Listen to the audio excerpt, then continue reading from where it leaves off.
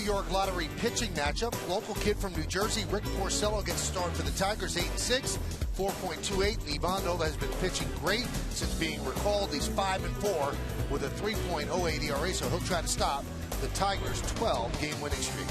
The Stars are out tonight, a Friday evening in New York City. And we'll also get a chance in the Bronx to see Alex Rodriguez for the first time since October.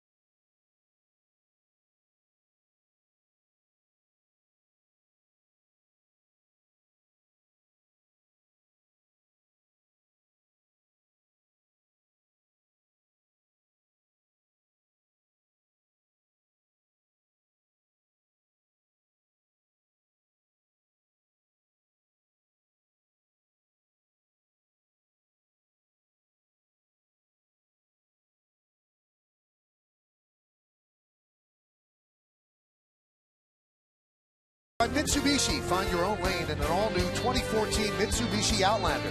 By the New York Yankees Premium Frozen Pizza, available at King Cullen, Western Beef, Aristides, and your local grocer. And by Kettle One. Gentlemen, this is vodka. Please drink responsibly. All right, we had about what's going to be about a 15-minute rain delay, and that delays Alex Rodriguez's home debut as he's taking some ground balls before the first pitch of the game. So why don't we check out the Detroit Tigers starting lineup, and they'll lead off Austin Jackson in center field. Batting second, playing right field, Torrey Hunter. Miguel Cabrera at third base will hit third. Cleaning up first baseman, Prince Fielder. Victor Martinez, the DH, bats fifth. Batting sixth, playing left field, Andy Dirks. Brian Pena will catch. He's going to bat seventh. Hernan Perez, the second baseman, will bat eighth, and batting ninth. And playing shortstop, the former Red Sox, Jose Iglesias. Here's a look at Ivan Nova. We'll start the opening game of this weekend series. Nova is pitching very well for the New York Yankees. His numbers would tell you so. He's made 10 starts. This will be his 14th appearance, 5-4 record, 3.08. You can see less than a hit per inning, more than a strikeout per inning. And here is our pitcher scout report brought to you by your Tri-Honda dealers. 5 straight quality starts for Ivan Nova. And during those 5 straight starts, right-handed batters are hitting just 136, 7 for 66 against Nova. And like the Bronx River Parkway, curves ahead. He's got one of the best curveballs in the league. While he was in the minors, he stopped throwing his slider, went strictly with the curve, and it certainly paid off. All right, so we are ready here in the Bronx. The field's in good shape. Kind of overcast, high humidity night. Nova is ready. Former Yankee farmhand Austin Jackson is ready. And let's do it here in the Bronx. First pitch is grounded up the middle, a base hit. We're underway. Let's check out the Yankee defense, which is presented by Geico. In the outfield, you've got Granderson, Gardner, and Ichiro Suzuki. That's left to right. Infield, A-Rod, Nunez, Cano, and Overbeek third to first. Stewart behind the plate, and Ivan Nova is on the mound. Alex played 2 games at third in Chicago, and 1 game he was the DH.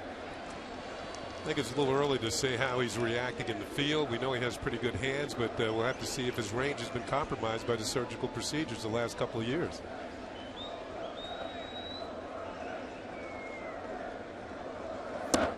Pitch to Torrey Hunter is a strike.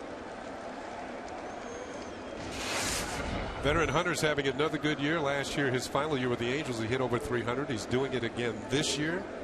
Early this year, he picked up his 2,000th career hit, his 300th home run, and he's done very well in his first year in Detroit in Motor City. Bleacher creatures chant A-Rod, and then some of the crowd tries to boo them down. Throw over first. I guess if you're in the lineup, you're going to get recognized. Absolutely. Well, that's been a big source of conversation today. How will he be greeted when he comes to the plate?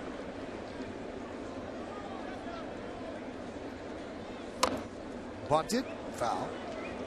We'll see if they test Alex, because obviously he's coming back from 2 surgically repaired hips.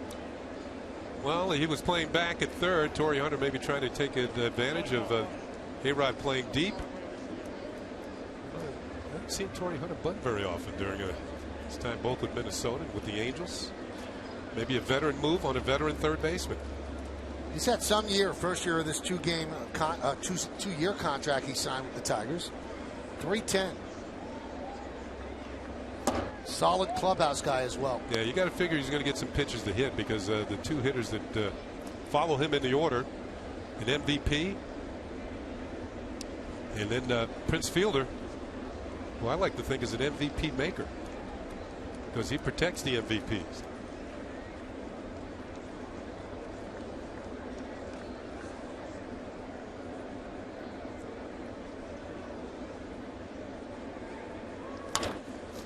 Grounded in the hole and past Nunez, and it trickles into left field. So a base hit for Hunter, and that's not the way you want to start off against this Tiger team, with runners on and Cabrera coming to the plate. Well, Nova got what he wanted. He just didn't get the direction. The ground ball towards shortstop, but with the infielders pinched towards the bag at second and double play depth, that opens up the holes between third and short and first and second. And Hunter's going to take just enough advantage. It's going to get by Nunez and scamper into left field for a base hit. And 2 on, nobody out. And that's how you hit 300. You get those hits to the infielders just can't quite get to. Look at the numbers. Miguel Cabrera, MVP, Triple Crown winner. He's got all those ribbies. He's missed a couple of games in recent weeks because of an abdominal strain. Yeah.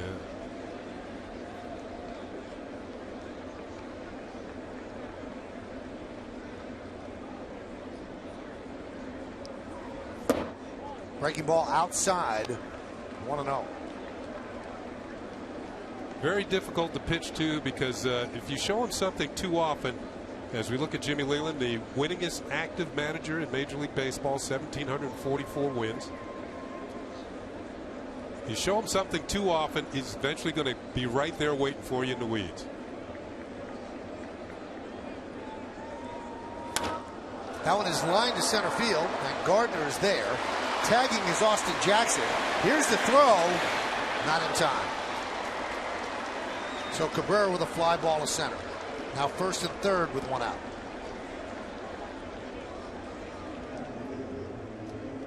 That probably was the hardest hit ball of the 3, and Cabrera doesn't get a hit. The other 2 do, and Jackson and Hunter.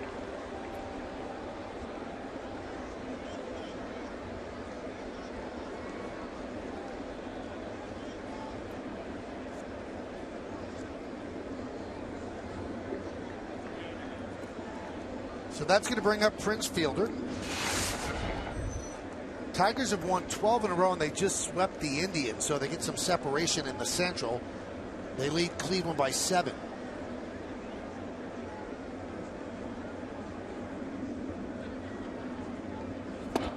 Pitch up and away to Fielder. Yeah, they're just coming off a 4-game sweep in Cleveland to go from 3 games in front to 4 games in front.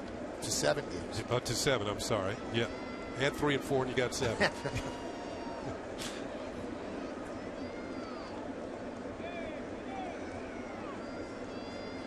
The 1-0.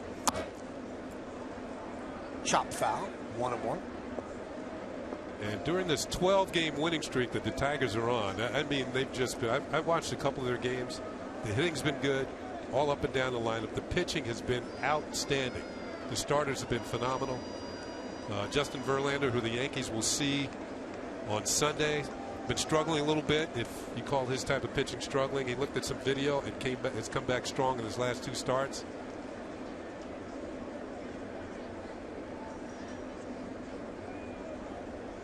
One. You know, Max Scherzer last night picked up his 17th win against 1 loss.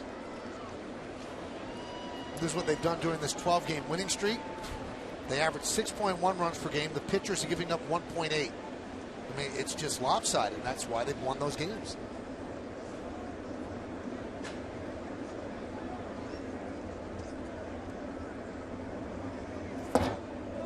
You know, when the Tigers signed Fielder, people said, yeah, I wonder if that's a real smart deal. He doesn't look like he's got the type of body to stay healthy and have longevity. Well, this is his 457th consecutive game. Hasn't missed a game since September of 2010.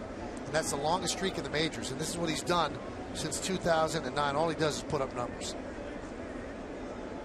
That's how you get big contracts.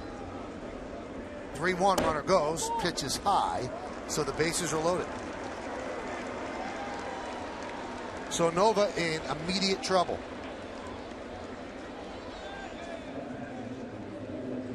And that's going to bring up Victor Martinez.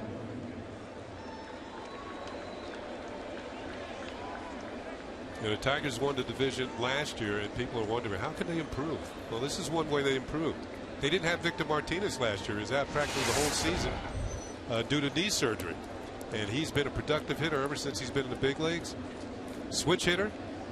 Now serving as a DH, used to be a catcher, but because of those bad knees, he's now limited to the DH role. But this guy can hit. And over the last 42 games, he's been hitting .357. There's a strike. Nova looking for the double play ball. Will Little is the home plate umpire.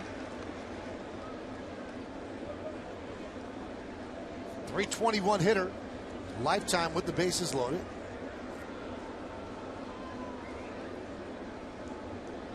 Jackson at third. Hunter is at second. Fielder is at first. 0-2.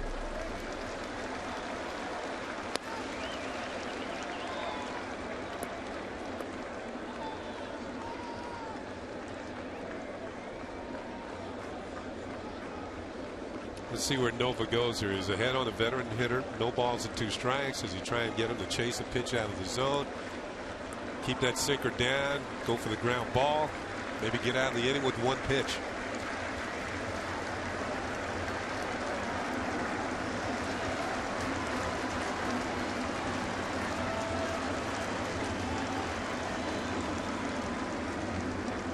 The 0-2. Swing and a miss. Got him. He went off speed. 2 away. So now he's got a chance to get out of this without allowing a run.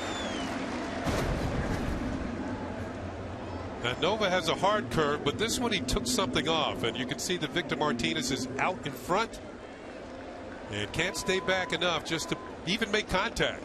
Good off-speed breaking ball, gets the swing and a miss, and now there's 2 outs.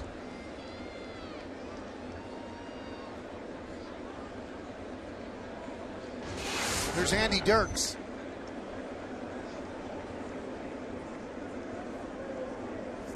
Swing and a miss.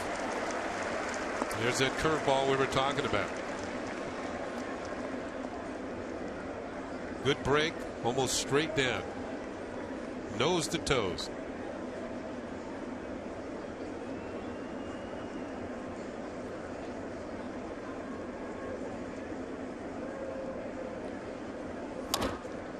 Grounded foul, and the count now 0-2.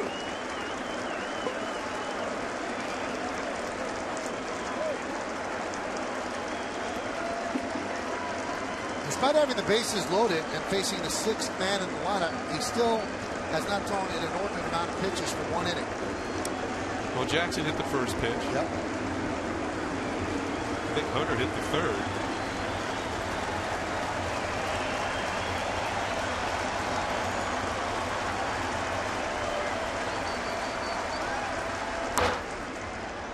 Grounded foul.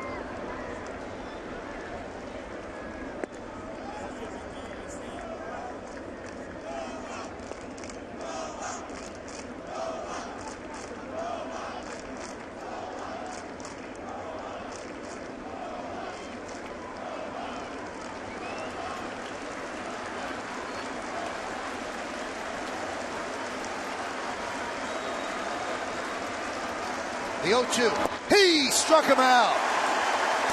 Bases loaded, one man out, and he gets out of it without allowing a run. Tigers nothing. And the New York Yankees coming to bat. A-Rod's fifth in the lineup tonight.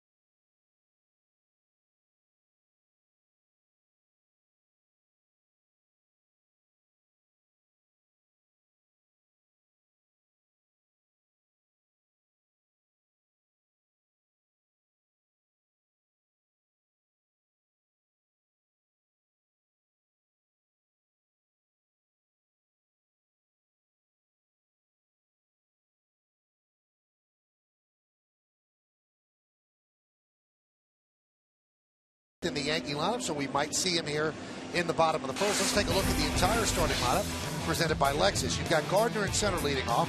Batting second and playing right field, Ichiro Suzuki. Robinson Cano, the second baseman, hits third. Cleaning up the DH, Alfonso Soriano. Alex Rodriguez, the third baseman, will bat fifth. Batting sixth, playing left field, Curtis Granderson.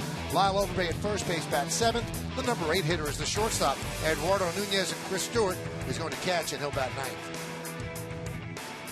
Pitching for the Detroit Tigers tonight, 24-year-old right-hander Rick Porcello, 3-2 in his career against the New York Yankees. There are his numbers on the year. He's been in 21 games, 20 of them been starts, 8-6 record. Like most of the Tigers starters, he's really been pitching well. But let's check out our pitcher scouting report, brought to you by your Tri-Honda dealers, local flavor, born in Morristown, New Jersey, just across the bridge.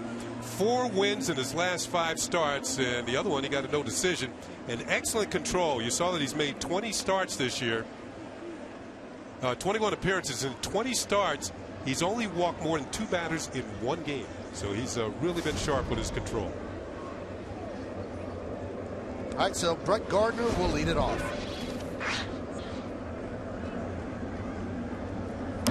And he bunts behind the plate.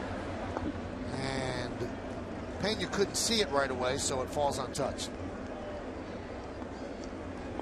Saw Brett Gardner pick up a base hit in Chicago on a bunt single, leading off the ball game. Drag bunt. Yeah. When you have that type of speed, it should be a big part of your arsenal, trying to get things started. Look at Miguel Cabrera at third base. Wow. If he whispered, Gardner could hear what he's saying.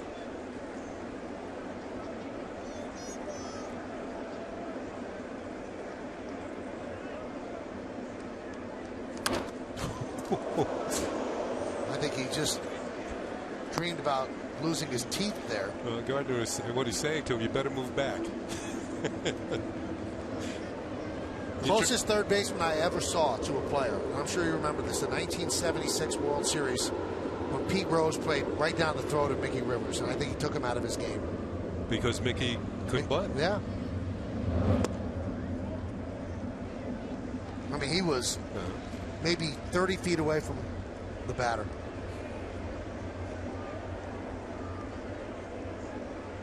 Mickey didn't have it in his arsenal to chop one over his head or slash one in his direction. I think he tried, but it didn't work. But I think it just got inside his head that this guy was so close.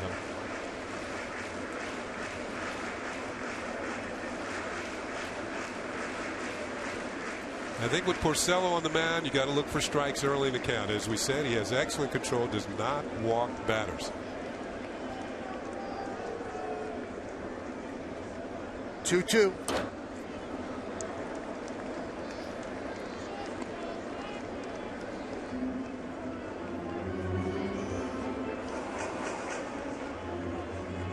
Four 4-0 in his last 5 starts, sparkling ERA.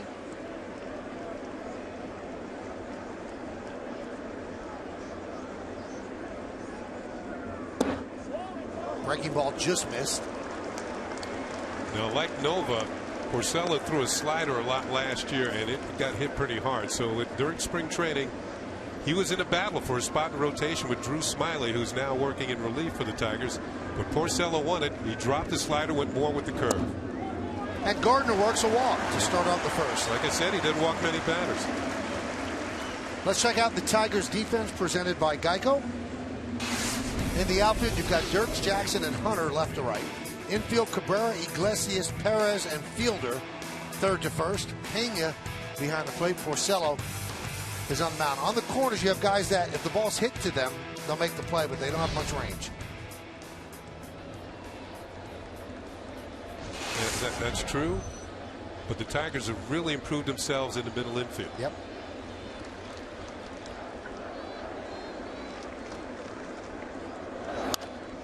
Ichiro scoops one the other way and out of play.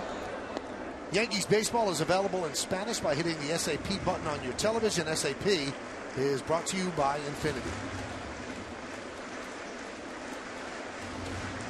Iglesias at short. Dave Dombrowski, the GM, the president, CEO, and general manager of the Tigers, went out and made that deal with the Red Sox, and he knew Johnny Peralta was going to be gone, suspended. Makes a good deal for an excellent fielder. And Hernan Perez at second, called up when Omar Infante's still on the disabled list with a sprained ankle, and he too is an excellent fielder. That one is looped into left center field. It's going to dunk in for a base hit. So a single for Ichiro that puts runners on first and second, nobody out. Ichiro now just 10 hits away from 4,000 for his baseball career, including Japan and the major leagues. And Michael, I don't know if there's any hitters perfected the art of hitting the ball softly and getting a hit the way Ichiro has. Just off the end of the bat, flips it over the shortstop into left center for a hit. You know, you're taught to hit the ball hard. Not necessarily true with him. Here's Cano, who hit what he thought was a game-winning home run Wednesday night in Chicago. Yankees were 1 out away, and Mariano couldn't get it done. But he hit a ball 431 feet. Just a bomb.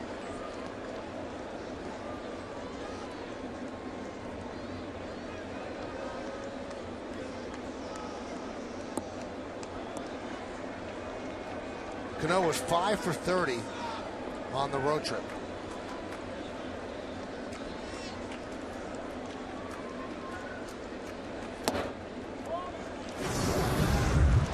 Here's a home run that Michael's talking. Oh, he knew it too. Leaned back halfway up the bleachers in deep right center field. That gave the Yankees the lead, but they would give that away.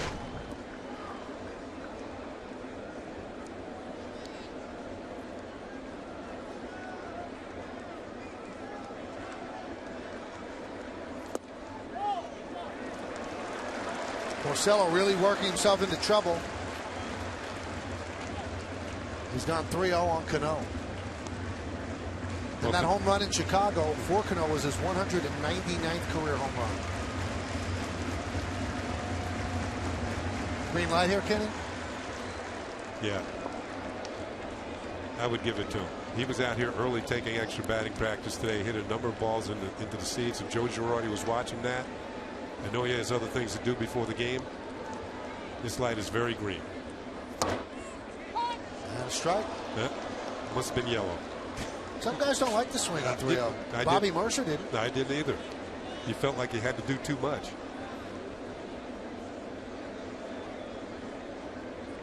Soriano's on deck. A-Rod after him.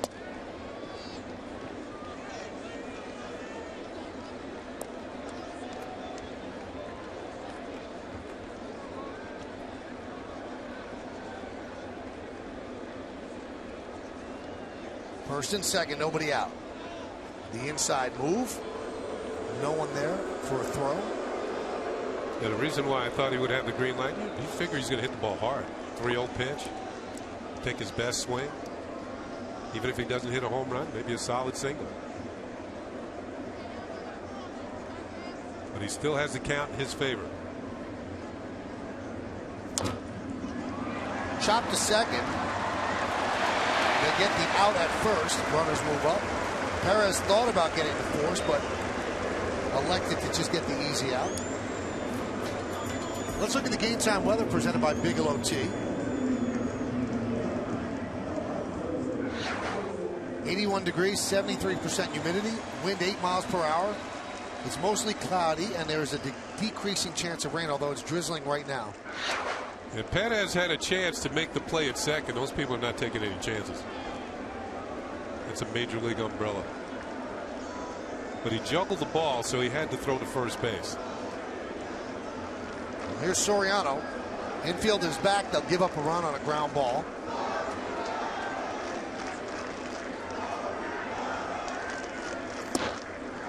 And a strike. But by not getting the runner at second to force it second, that means a ground ball to short or second will get the Yankees a run.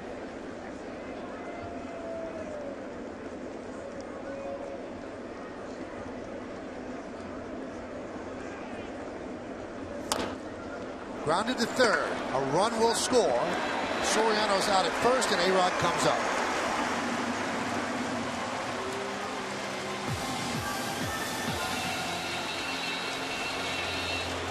Now for the Yankees, batting fifth in the order, the third baseman, number 13, Alex Rodriguez. Number 13.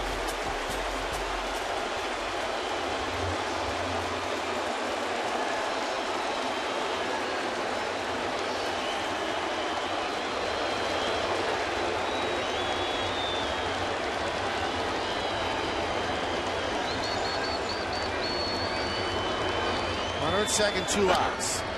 So what do you think, Kenny? 50-50, 60-40? Yeah, you know, it sounded 50-50 to me, yeah. But the 50 that were booing, I'd imagine if this all wasn't swirling around A-Rod over these years with the Yankees, I believe they all be cheering. And that it's kind of a shame. He's kind of brought all this on himself. But the Yankee fans, whether they're cheering or booing, and they're going to see it for the remainder at least this year. And also, if you're a Yankee fan, you want him to get a hit. Yeah, you want to win the game. I mean, the Yankees need wins.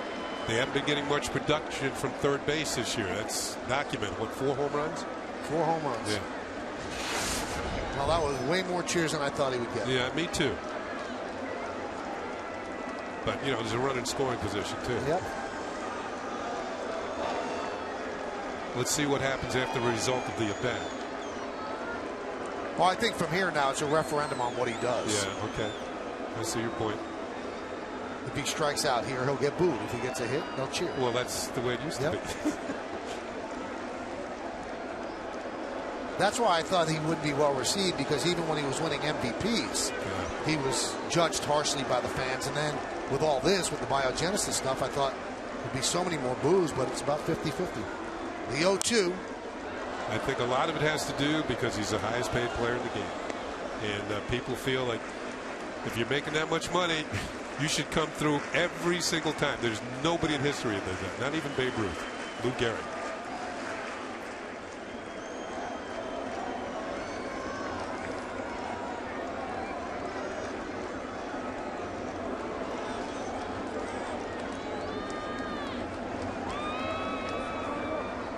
And the 0-2. He swings and misses. It's not 50-50 anymore.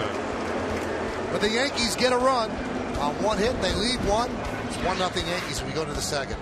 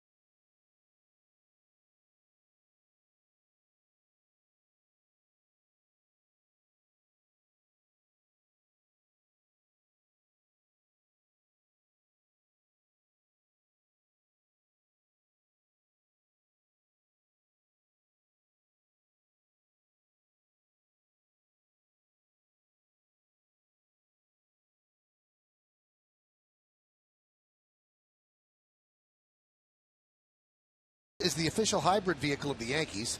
Here's how we started the conversation. Do you consider Detroit the favorite to win the American League pennant? Why or why not? Alley Girl 9793 says, I think Oakland will win the American League pennant. Great pitching and awesome defense. Follow Yes Network and tweet us your responses using hashtag Yankees Prius to keep the conversation going. Here's Pena against Nova, who has a 1-0 lead.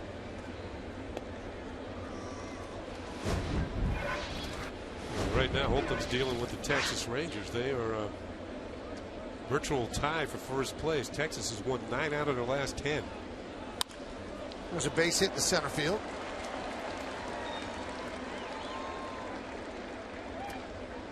Time to check out the Pepsi Team Scout Report on the Detroit Tigers. And they have strong leadership. I mentioned General Manager Dave Dombrowski, for the GM of the Tigers for 12 years, and Jimmy Leyland, the winningest active manager. So they know what they're doing at the top, and they can make things happen. They've been grand in the Central. If they win the division again this year, and they've got a 7-game lead now, it'll be 3 consecutive years they've won the Central Division.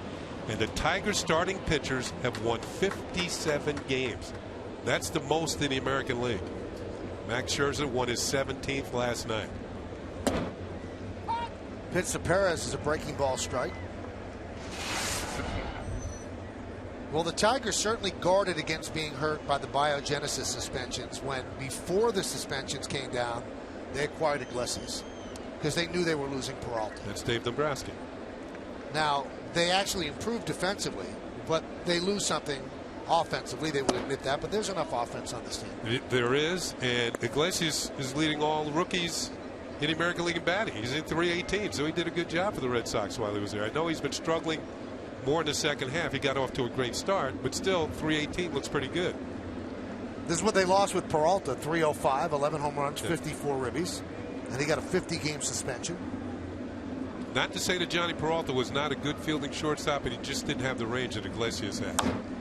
In fact, Jimmy Leyland said, if it's 2 outs in the 9th inning and I'm getting a ground ball hit to somebody and it's going right to him, I want it hit to Johnny Peralta because he has the short hands.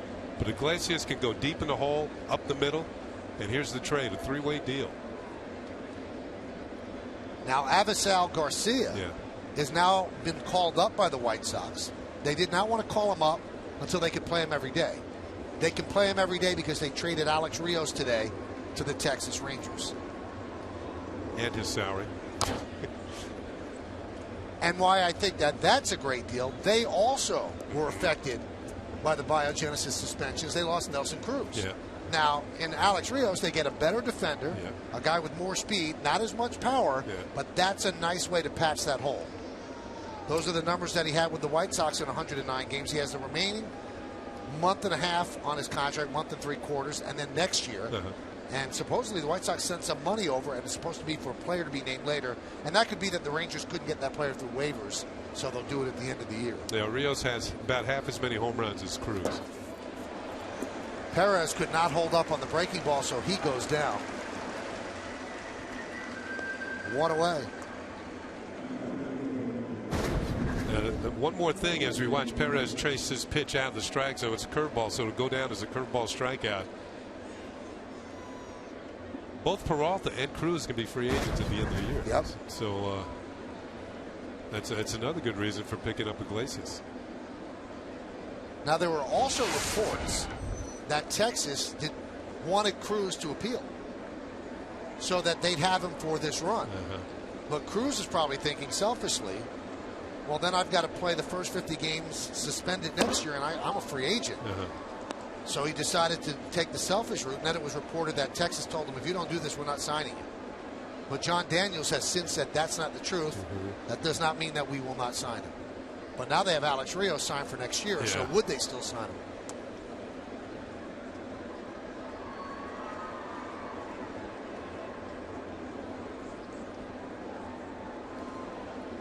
Iglesias takes a strike.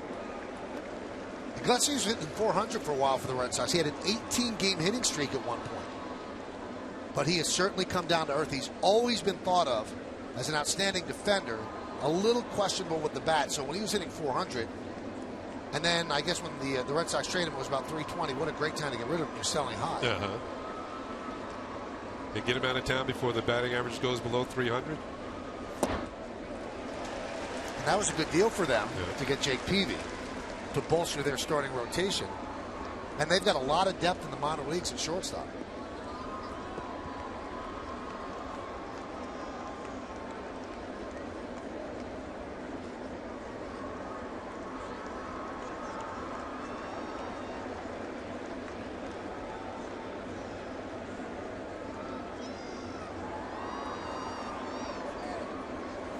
Swing and a miss. Bottom of the order, not handling that breaking ball very well. I bet you these guys haven't been on the Bronx River Parkway. A lot of curves, right, Michael? You've been on too many. And sharp ones, too. Just like that one. This little tight spin curveball, and both Perez and Iglesias went out of the strike zone to strike out.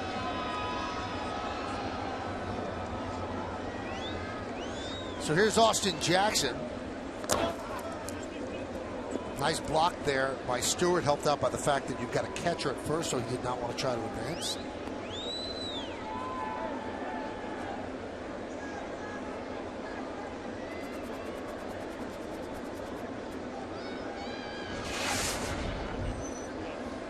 Austin Jackson was part of the three-way deal that got Curtis Granderson into pinstripes.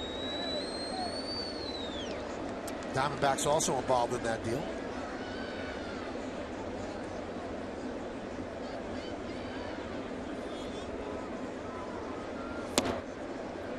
Jackson had a base hit his first time up, and that now gives him a 5-game hitting streak.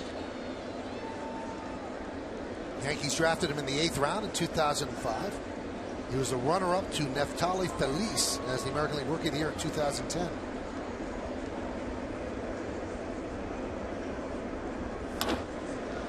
Base hit. Pena rounding second. He'll chug toward third. Going for second is Jackson. And the throw not in time. So a double for Jackson.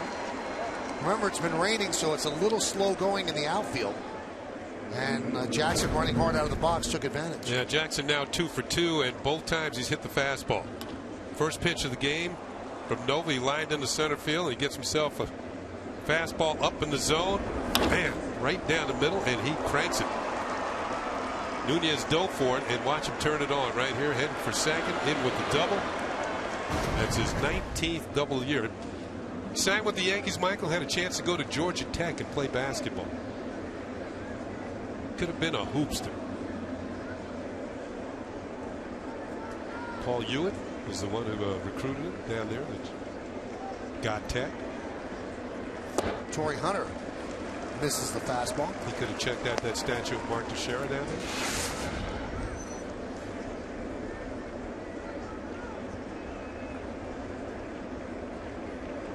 Mark was an All-American down at Georgia Tech. Mark was at the ballpark tonight. Yeah, I saw him.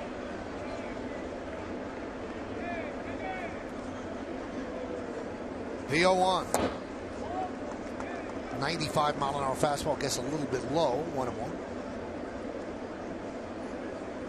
Second straight inning, the Novas had to pitch out of trouble.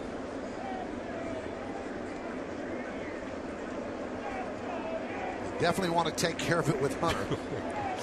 With Cabrera on deck. Hey, you know, he's no day at the beach either. He's hitting over 300.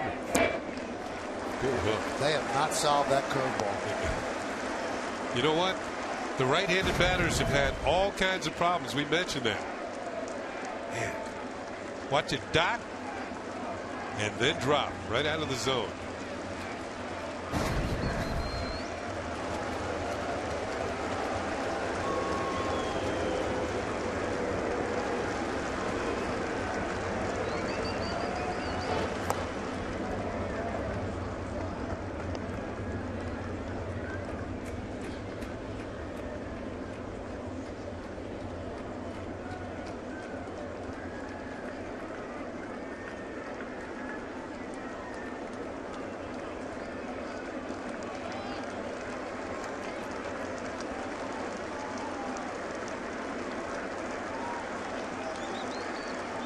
Two balls, 2 strikes, 2 outs, 2 on. The pitch.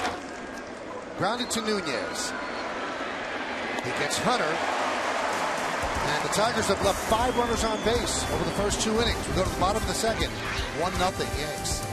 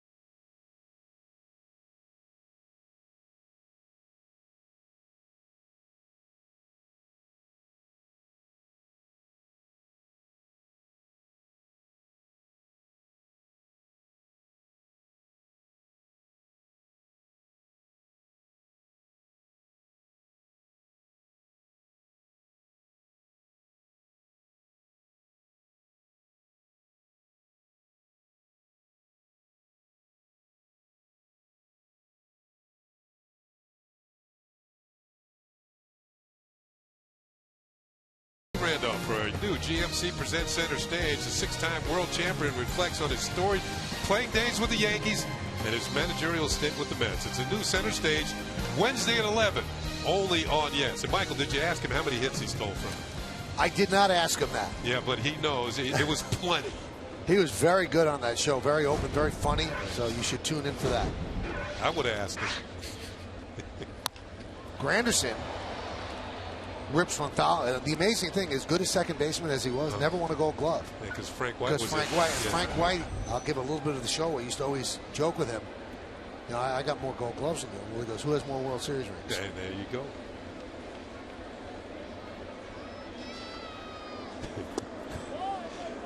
Remember one night I hit a rocket at Willie. It was wet, the infield was muddy, and you could hardly stand up in the infield. And somehow he came up with it. And just, I'm running to first, slogging through the mud. And he's looking at me, making me run before he throws it to first. And then he's walking off the field smiling at me. Six-time All-Star, the captain from 86 to 88, Yankee coach, 4 championship teams, 6-time world title, and he also the Mets manager from 05 to 08. Also brought up a good point about that disparity in Gold Gloves. He said Frank White played on artificial turf. You know what I was about to say there. He said never got a bad hop. He said Yankee Stadium across the street was crowned. He said it was not a great infield. He said it was a little bit more difficult to play. Line drive, knocked down by Perez, but still gets Granderson, who was running hard, for the first out. Yeah, I've been told that Perez is a very solid fielder. That's 2 balls tonight he's juggled. The one that he had to throw Cano out at first base that allowed the Yankees to put runners in second and third. This one in and out of his glove. But this is the difference between second base and shortstop. He had been a shortstop down in the minors. You knock it down at short, you've lost your opportunity. Here at second, you still have time if you can gun it to first. And he gets Granderson for out number 1. Hernan Perez playing in place of the injured Omar Infante. Here's Lyle Overbay, and there's a strike.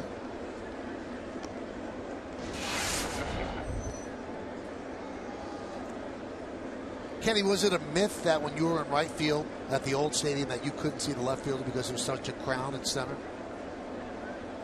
No, you could see it, but you could see. If it was Renicky, I could see him. He was taller than Lowenstein. Right. Now, the fields were crowned, and you're right, because they wanted the water to run off the field. Well, nowadays, with the way they make the fields and the water seeps right through, I mean, the baseball fields nowadays are unbelievably groomed all throughout the majors. Line drive, a base hit for Overbay.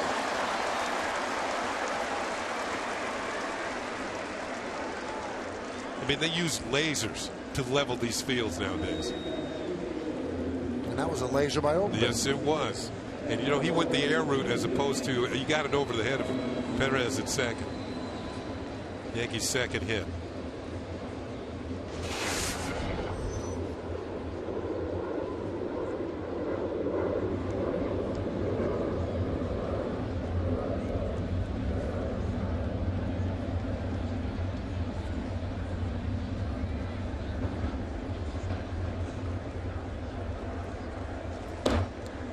Breaking ball, 1-0 to Nunez. Now you got me thinking about Frank White and Willie Randolph, both of them. I think they took about 20 hits away from him. Yeah, they're easily. You know, Tigers had Lou Whitaker too. Another line drive, this one right at Cabrera for the second out. Angels had Bobby Grich. I mean, there's a lot of good second basemen in the American League.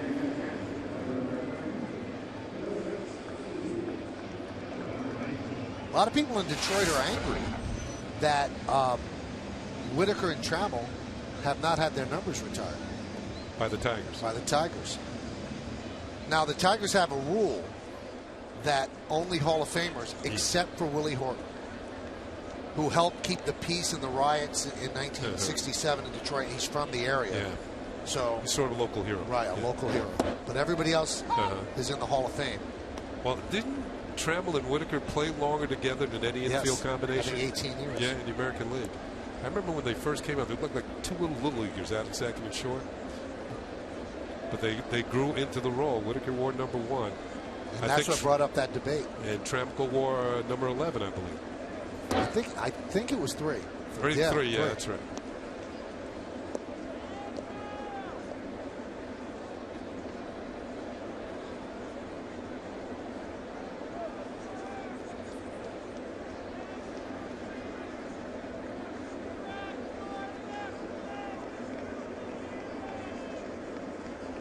One. 2-1. Those two were so good that the Tigers tailored their infield for them. I had a Yankee manager once tell me, he said, you can lose a small child in the grass in the infield. I laugh because it's so true. The 2-1. There's a strike to Stewart. Now, years after they built Comerica Park, Tiger Stadium was still standing, but it was all weeded over. And you go over there and look, the infield looked normal.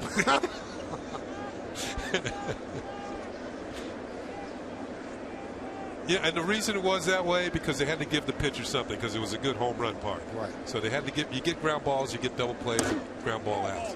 Ball couldn't get through the infield. Well, Porcello goes with a breaking ball to get the strikeout on Stewart, and that's going to do it in the second. No runs, a hit, no errors, and 1 man left. We're going to the third. 1-0 Yanks.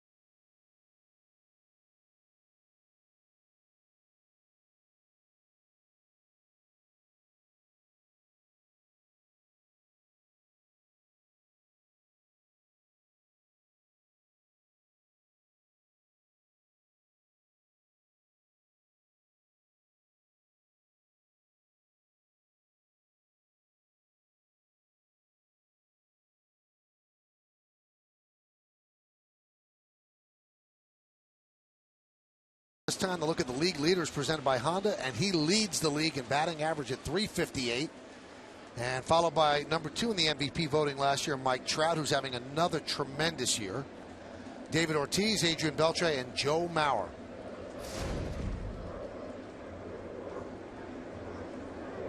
That's what makes this guy so special. You see the Lincoln scoreboard, 1-0 Yankees, power and average. There's a strike. And he's clutch, too. He's leading the league in hitting with runners in scoring position. That's how you get 105 runs batted in. We're just in the second week of August.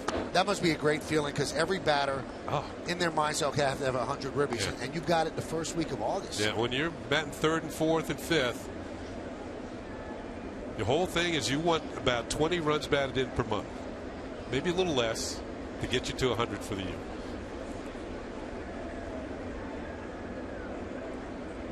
One.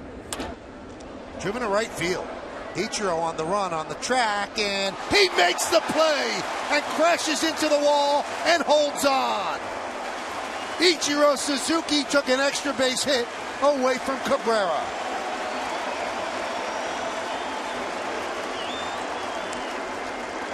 Yeah, Michael, they talk about Ichiro being 39 years old, but he's got like 29-year-old legs. And the way he runs, he goes down to first base just over 4 seconds, and he caught that in the heel of his glove. And watch him use his bare hand to cover it up to make sure it doesn't pop out once he hits the wall. There's the catch. The ball's in the heel. Almost came out. Now watch him realize where the ball is. Put the bare hand to cup the ball in there and not let it escape. Great play by Ichiro.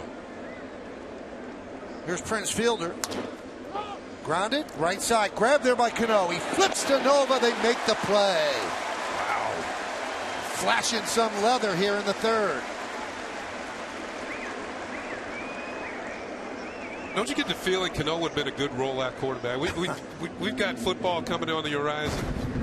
You know, there's some quarterbacks. Now watch him just throw the ball for the bag and let Nova run to it. That's where he's got to go to end up with to make the play. Throw the ball at the bag. Nova gets there and makes the play. He didn't wait for Nova to get to the bag and then throw. He led him perfectly. It's a first down. 2 outs. That's going to bring up Victor Martinez.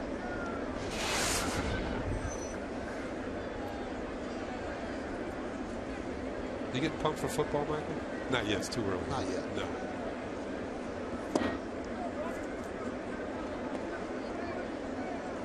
Too much baseball left. Yeah, you're exactly right. I usually don't get into it until after the World Series is over.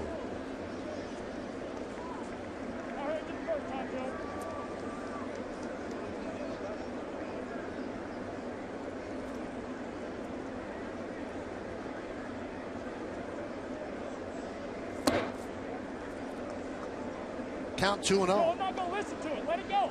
I'm not going to listen to it. Let it go. There's something going on here between Joe Girardi and Will Little, the home plate umpire. I heard Little say, "Let it go."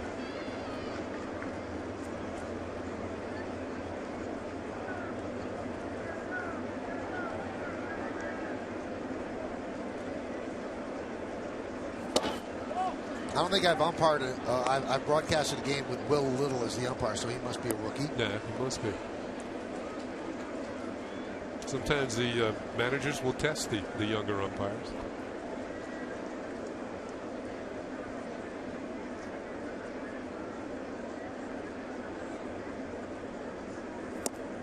And he walks Martinez on 4 pitches.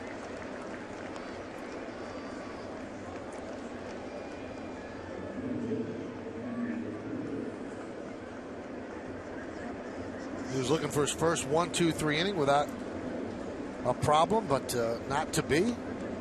Tigers left the bases loaded in the first. They left runners on second and third in the second. And now a runner on first with 2 outs for Andy Dirks.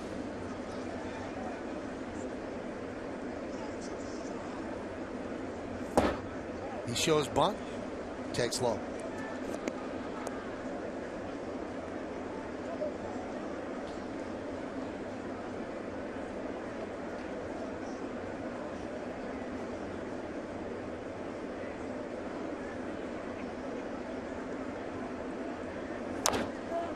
Dribbled slowly right side.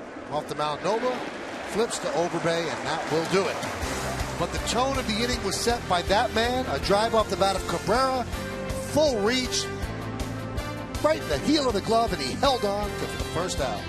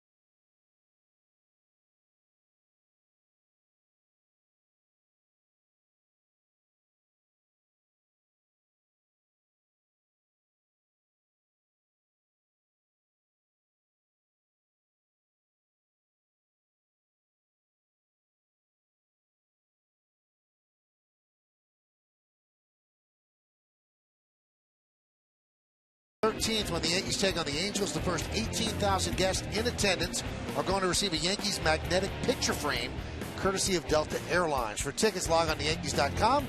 Visit the stadium ticket window, Yankees clubhouse shops, or call Ticketmaster at 877-469-9849.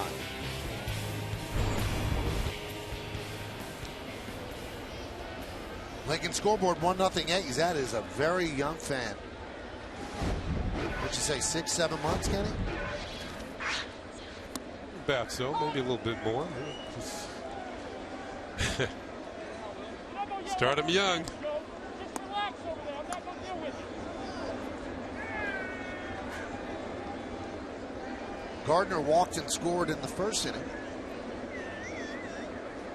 See the dad there. His wife said, "You want to go to the ball game? Take the baby with you." He said, "All right."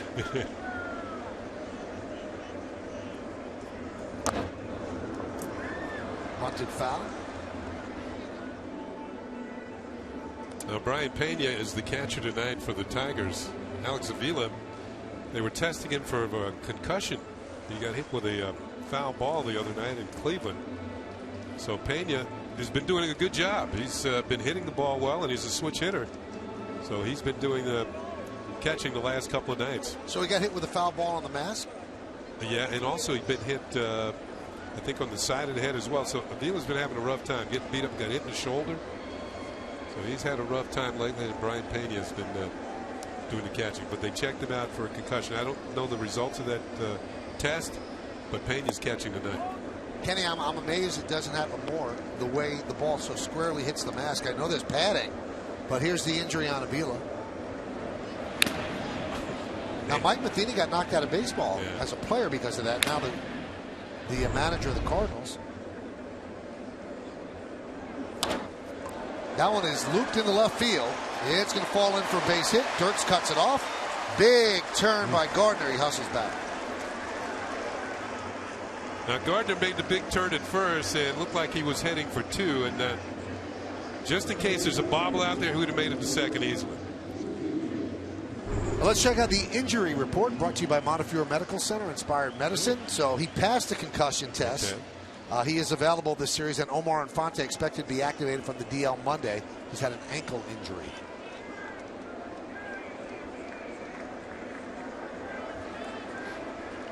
Here's Ichiro, who singled in the first inning.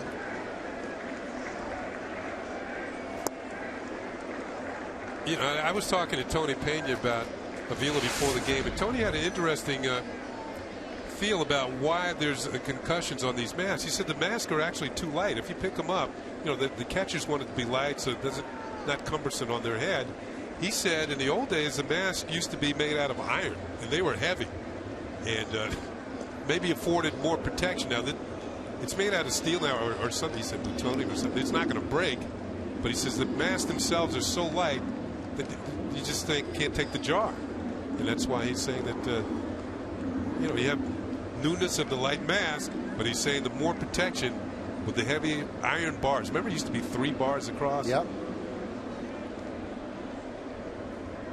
Well, they thought they had solved that issue with the hockey mask, but obviously it's still an issue. No matter how much protection, it can be a good thing for your head to have a ball hit it like that.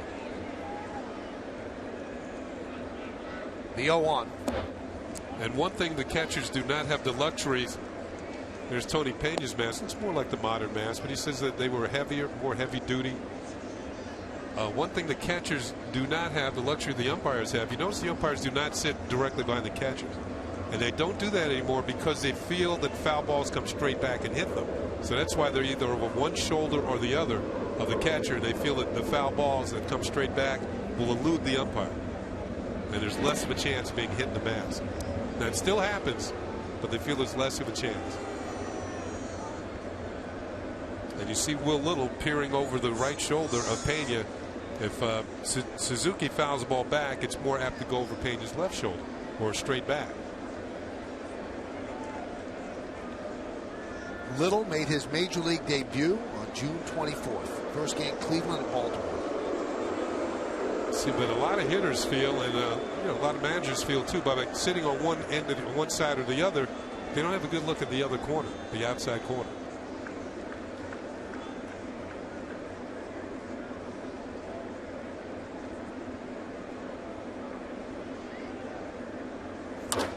Served into left field. Another base hit for Ichiro as Gardner advances to second. Ichiro's having a heck of a night. A great defensive play. Now 2 for 2. 9 hits away from 4,000 for a Japanese and U.S. career.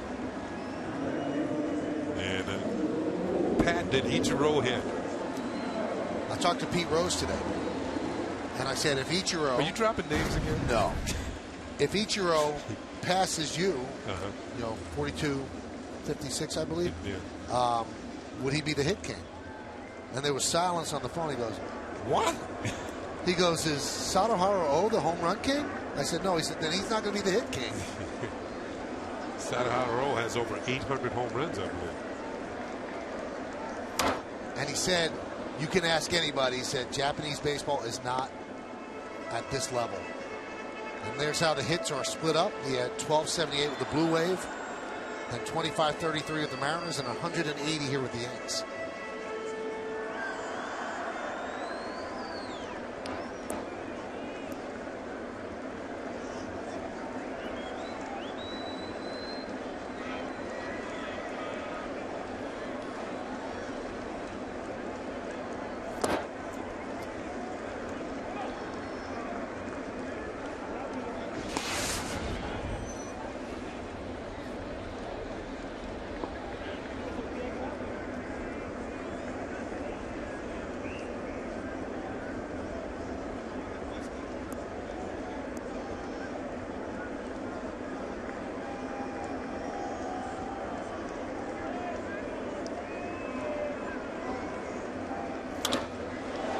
That one is wrapped into left center field. Long run for Austin Jackson. He can't get there. It's over his head and up against the wall.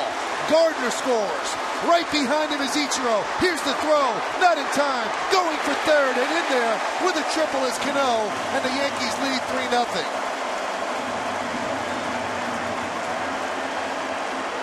Now they're going to give a double and say he went to third on the throw home.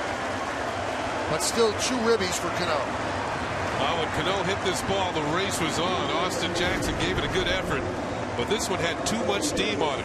Cano, that was a pretty good pitch down and away, and he goes with it. And with some power, Jackson cannot get to it. Gardner's going to score easily. If you're going to have 2 men on base for the Yankees, these are the 2 guys you want if somebody's going to score from first. Gardner followed by Ichiro. The throw is offline, and a hustling Cano is into third. Still nobody out. Infield is in for Soriano. 0-1.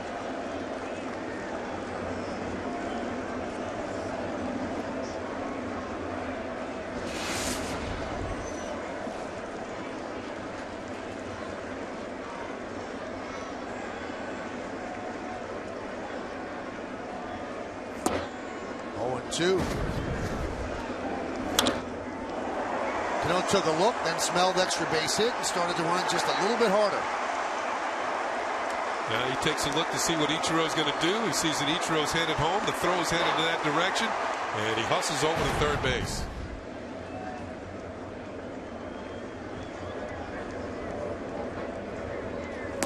Tell you what, Robbie Thompson did not hesitate, even with nobody out. He wanted the shortstop Iglesias to make the throw to the plate and try and get Ichiro, and the throw is offline.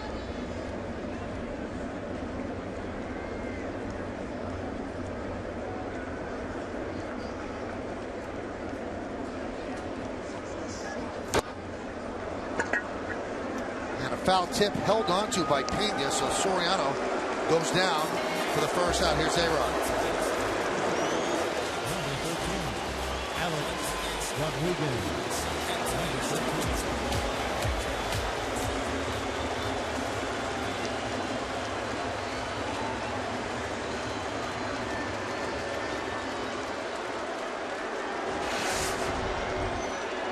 Infield about halfway at short and second for A-Rod, who struck out in the first inning.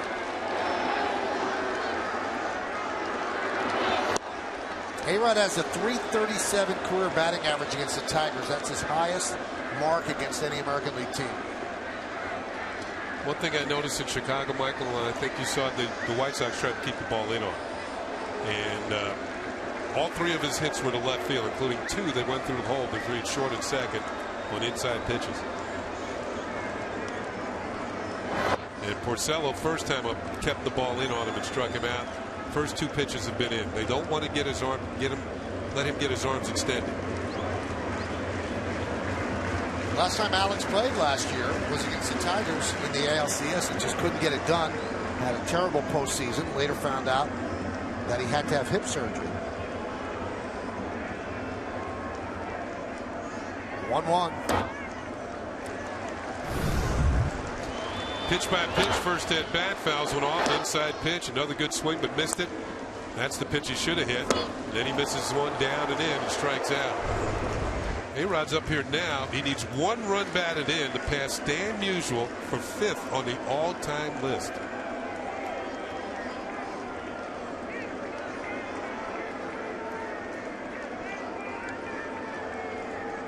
Two 1. 2-2.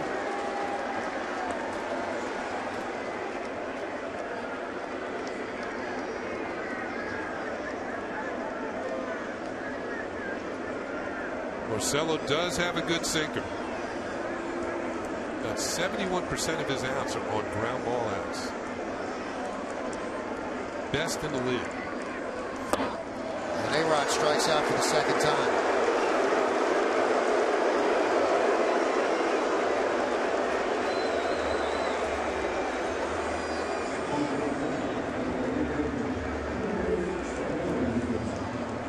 Take a look at the pitch.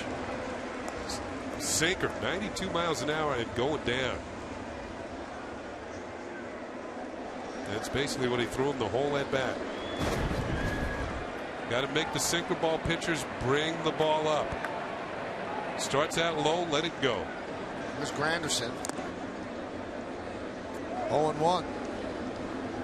There's a changeup.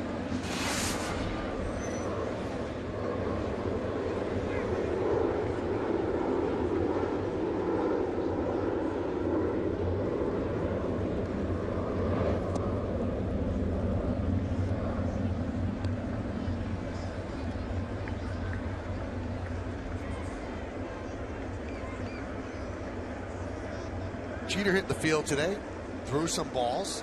That's all they allowed him to do.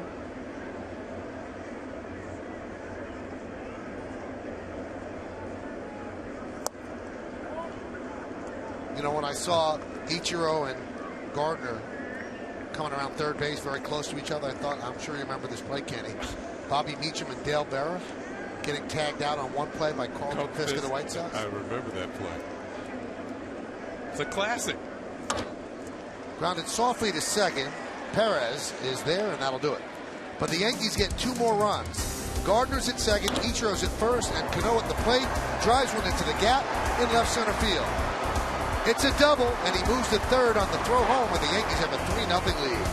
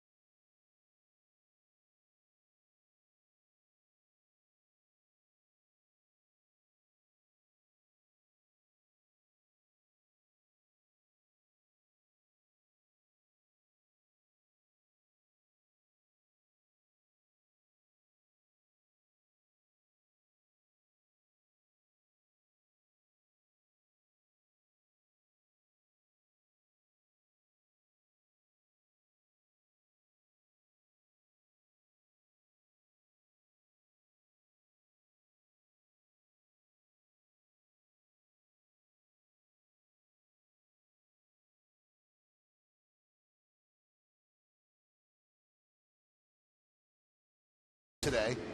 Miguel Cabrera, one of 6 players in Major League history to have 100 or more RBIs in 10 consecutive seasons. Can you name the other 5, Kenny? I can name some of them. All right. Not now, though. No. Bottom of the 4th. Bottom of the 4th.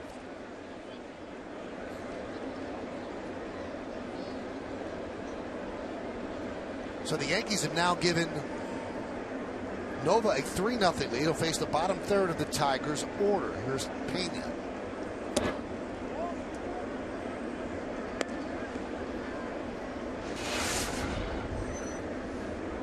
Told you Pena's doing a pretty good job. His last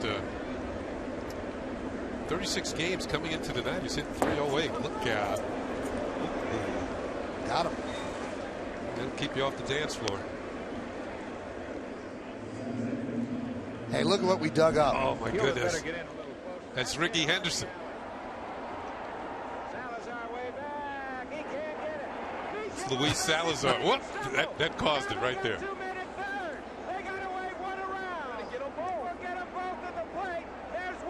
Oh.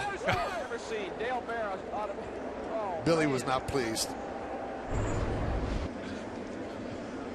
It's the classic vote.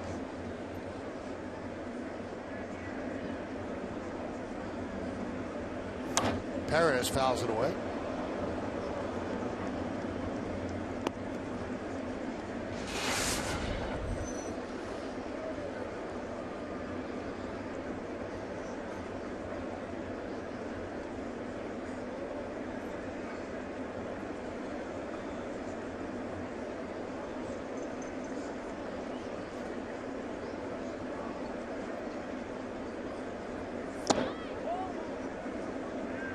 Last year this time, Perez was playing in the Florida State League. That's A ball. At 261. Got in 2 games with the Tigers last year. Got a hit. Went 1 for 2.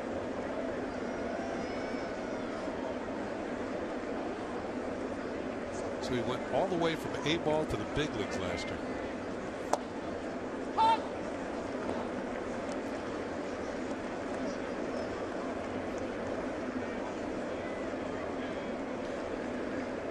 Played in the Florida State League. I didn't see the big leagues for about 3 more years. It's a big jump. Yeah, it is. Well, these guys supposedly has good hands. Can play some D. And gets him on the breaking ball. 1 away. Second time that Perez has struck out. And both times on a breaking ball out of the strike zone. And until he hits one, that's what he's going to get when he gets 2 strikes. Once again, Nova puts it well out of the zone, and Perez chases it.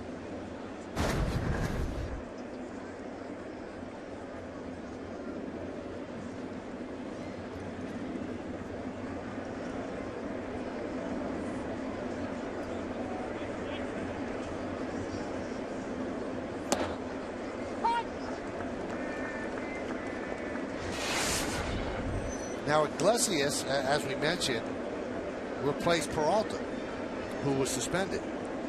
And the day after Peralta was suspended, the media came into Jim Leland's office. He said, I don't want to answer any questions about Peralta. Second question was Peralta, and he threw everybody out. He warned them. That one is grounded softly to third. They're going to let it roll, and it stops dead on the grass. Base hit for Iglesias.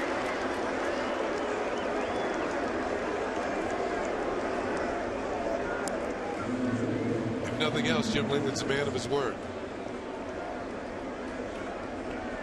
Did he say what the penalty was going to be if you asked? I don't know. You know what I mean? Doesn't mean because he warned me he was right. I mean, yeah. it is part of what the Tigers are going for, and they lose an important cog. But he's got the gravitas as a veteran manager to get away with something like that.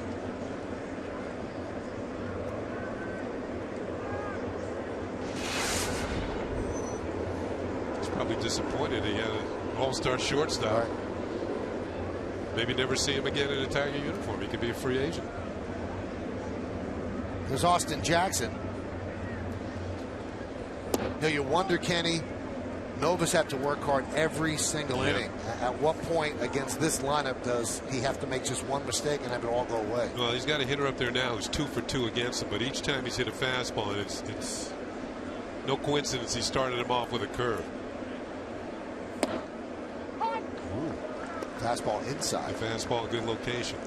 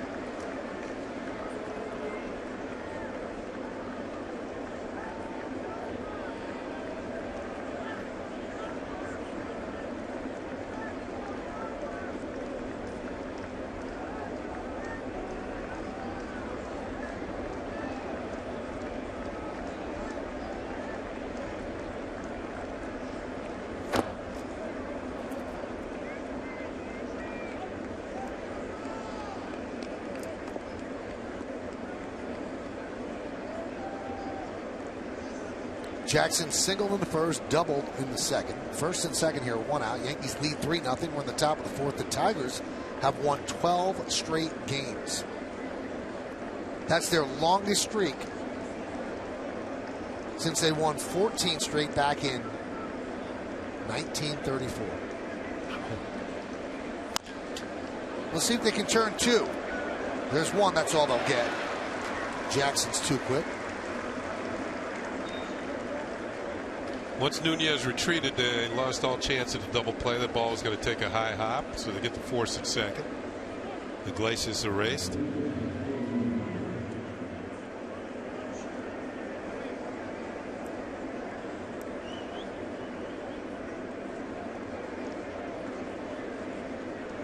Now, these are the active winning streak. The 2013's active. So they did that in 2011 as well. But back in 34, 14. Got to figure in 09, Ty Cobb was playing for them. Maybe 34, Hank Greenberg, maybe.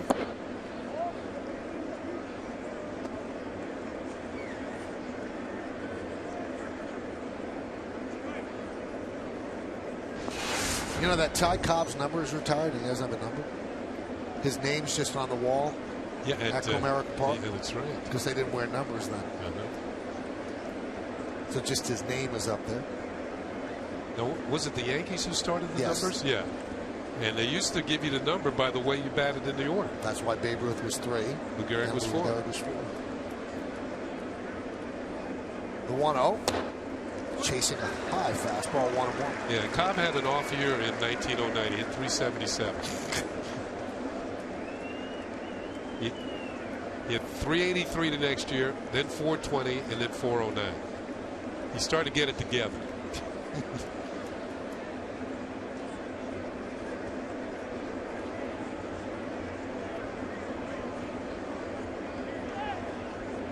He was supposed to be, from everything I've read, not the most beloved character. No. Did he have a fight with a fan in the stands? Yeah, he did. Also, when he lost the batting championship on the last day of the season, I forgot which player beat him. Supposedly, some of his own players sent a telegram to the winning player on the other team and congratulated him. Napoleon Lajoie was the one who beat him. 1-1. High fly ball, right center, drifting back. Gardner on the track. He makes the play for the final out of the fourth. So again, Nova flirting with disaster, but averting disaster. No runs, a hit, no errors, and 2 men left on base.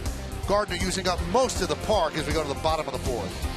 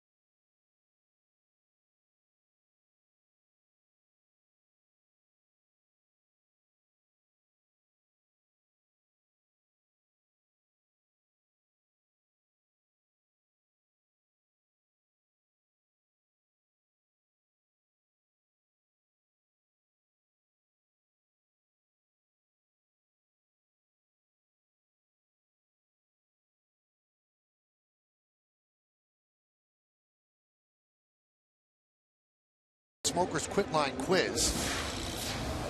Cabrera, one of 6 players in Major League history to have 100 or more ribbies in 10 consecutive seasons. Can you name the other 5?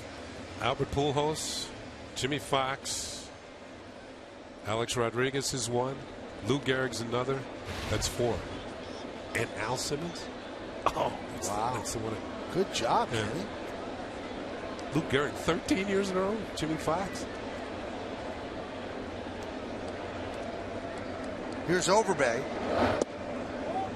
It shows you how good Pujols was to get. I think it was to begin with his first year for Pujols.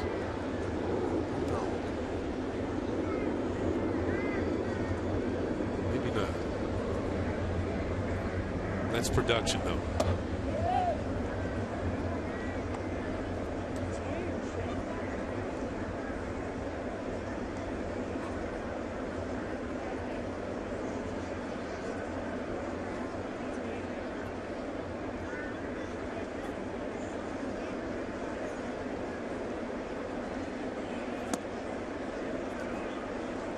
Count 2-1. Overbay singled his first time up.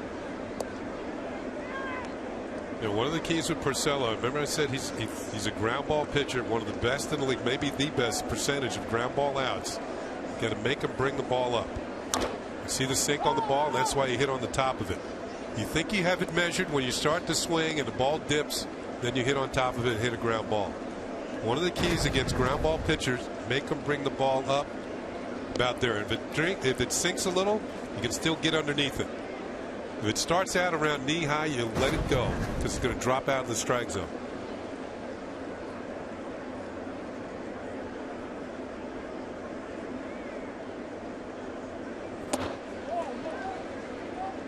Check this swing, and Chris Conroy said yes, he did check it. That was a good pitch from Porcello. He tried to elevate a fastball to make Overbay go for it, and he's looking down. On his eye level, everything's down until that last fastball.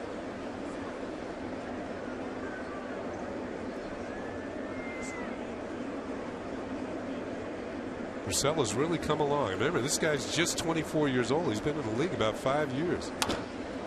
That one is driven to center field. Austin Jackson back, and he makes the play.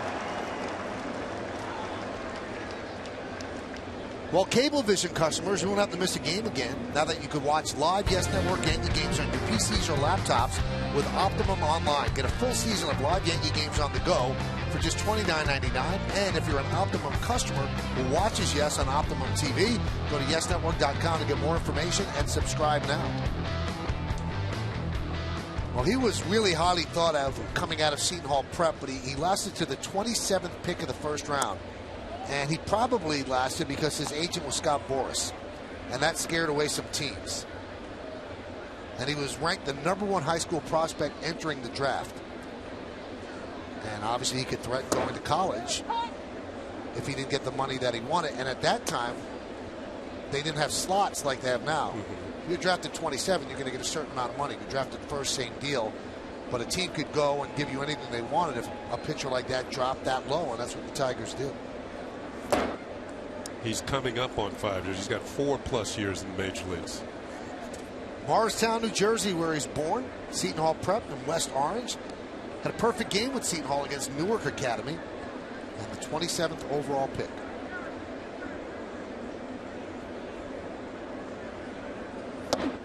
And at that time, with the 27th pick, the Tigers gave him $7.28 million for a 4-year deal with 2 one-year options. So the total contract is worth $11.1 million, which makes him the highest paid high school player ever. And he also received a $3.5 million signing bonus.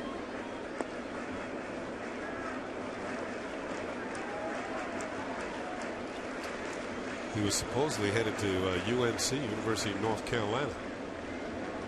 He couldn't offer that type of stuff.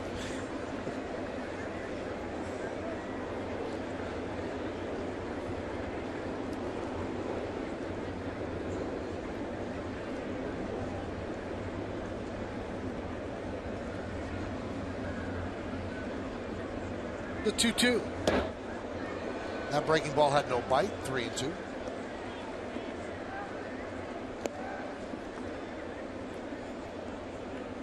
Eduardo lined out sharply to Cabrera in the second inning.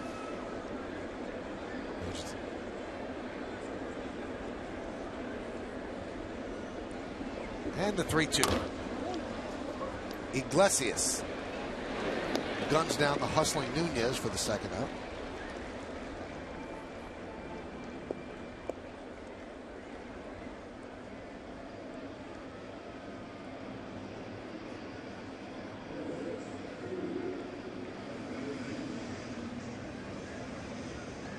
And here's Chris Stewart.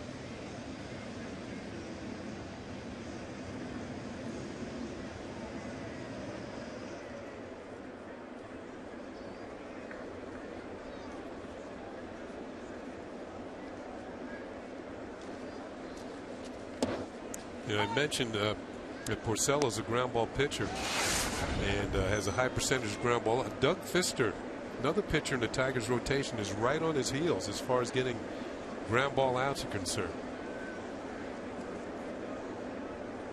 Then you go to Scherzer and you go to Verlander for the strikeouts.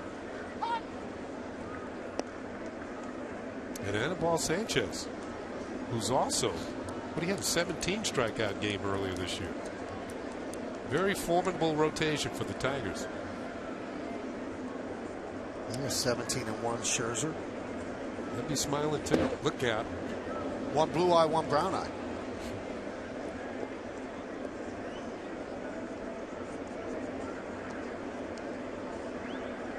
Last 17 games, Tigers starters 13-1, 1.83. Amazing they'd only won 12 in a row.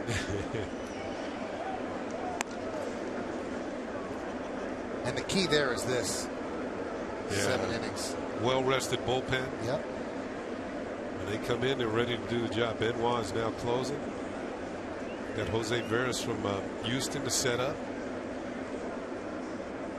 And let Jose Valverde go.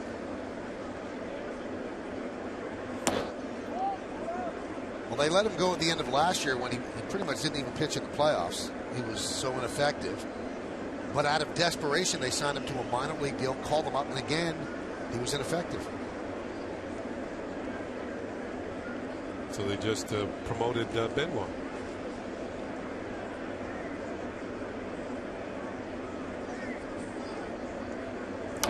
And the kid they thought was going to be their closer, that they planned to be their closer, was Bruce Rondon.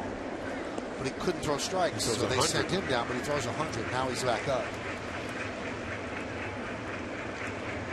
In Cleveland the other night, Rondon came in and threw 3 straight pitches that were clocked at 103 miles an hour.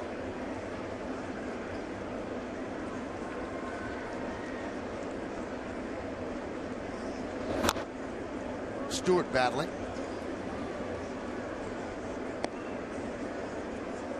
If you were the all-to-one hitter, you don't want to be that guy. And especially when you know the guy doesn't have great control. Sometimes it's called conveniently wild. Years ago, the Pirates had a pitcher, Bob Field, threw very hard, but he wore these thick glasses. And one day it was really hot in St. Louis. He was pitching against the Cardinals. He took his glasses off and got tired of wiping them off. And Lou Brock said, "I'm not hitting until he puts those glasses back on." Swing and a miss on the breaking ball, and that will do it. A 1-2-3 inning for Porcello and the Tigers. We go to the 5th at the stadium. It's 3-0 Yanks.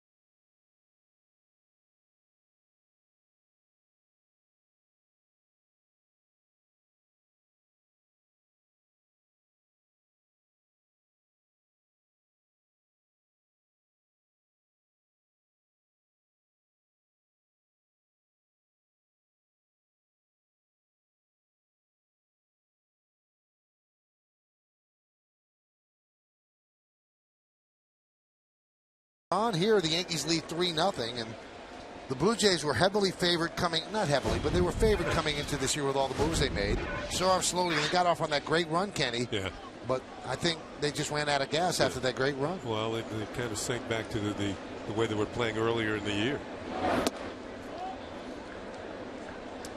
I don't think their starting pitching lived up to what they thought it was going to be. Among other things, when the Yankees saw them early in the year, Yankees played them 9 times. Yankees won 8. And we saw bad base running, poor defense. Pitching wasn't all that great, but they could hit home runs.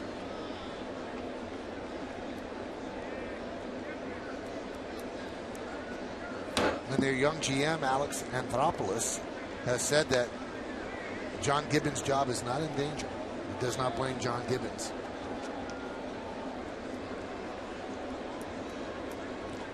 Now, after one start, I think Mark Burley said maybe we're overrated. Maybe he's right.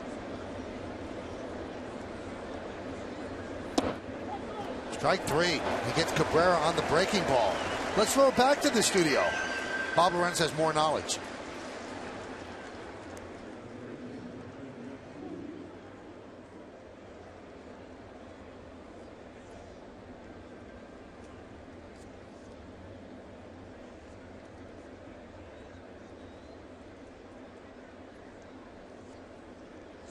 Thank you, Bob. So the Braves looking for their 14th straight win. So check this out, Kenny. Yeah. They have a 15.5 game lead. And magic number coming up? No. Well, the magic number's coming up, but if you add up every other deficit to the second place team, and that kind of gets messed up with the A's and the Rangers tied, that doesn't add up to 15.5 in the other 5 divisions. Nunez puts that pop-up away. You know, it rained earlier here at Yankee Stadium. In fact, we were delayed to start here. That pop-up from Prince Fielder had enough airtime to bring rain for the rest of the year. It was up there. You know, Kenny, I just did more calculations because that fact was true 2 days ago, and now it's not. No. So I apologize. Well, wait a minute. It's close, though. But I said it was better, and I'm dead wrong, and I'm embarrassed. The 15.5 game lead. Yes. It's still impressive. Let's see. 2:15. 13, 8, yeah. Who's in second place? It's the Nationals, right? It's the Nationals. They got some work to do. And the Mets are a game behind the Nationals. That's how bad a year the Nationals have had. The Mets have played better baseball lately. And there's the NL East standings. Now, the talk is that, did you read this the other day, that Matt Williams is being considered as next year's manager because Davey Johnson said that's going to be it for him with the Nationals? Well, he did say that at the beginning of the year, so now Matt Williams. Yeah. Matt you would Williams, think that coach for the Diamondbacks. They would interview a lot of people because that's a pretty good job. That they have a lot of talent on that They team. got some young talent. Bryce Harper, Strasburg, Ian Desmond, shortstop, pretty good shortstop. The 2 Zimmermans. Yeah. Grounded up the middle, and Nova just can't get a 1-2-3 inning as Victor Martinez singles.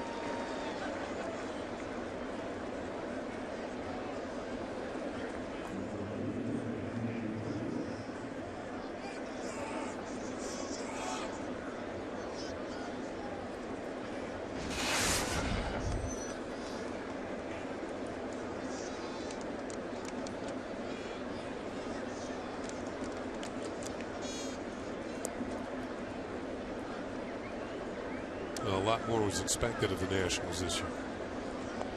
Well, they came so close last year. The bullpen blew the game. That would have put them in the NLCS.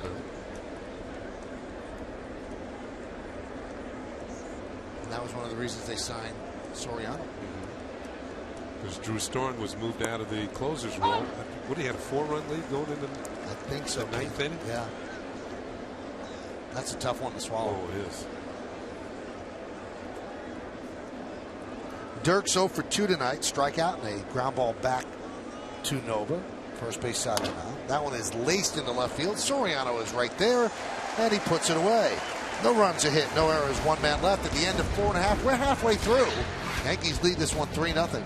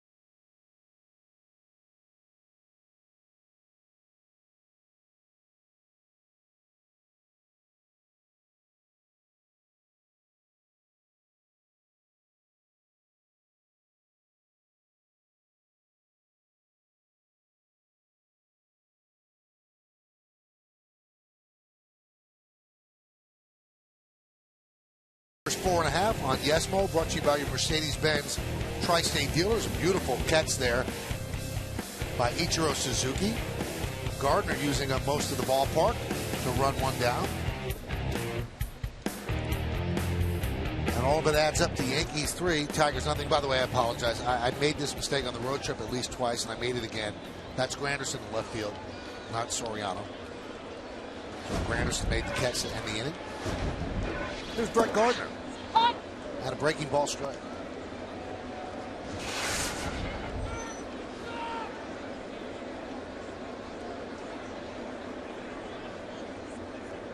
Gardner 2 runs scored tonight, a walk and a single.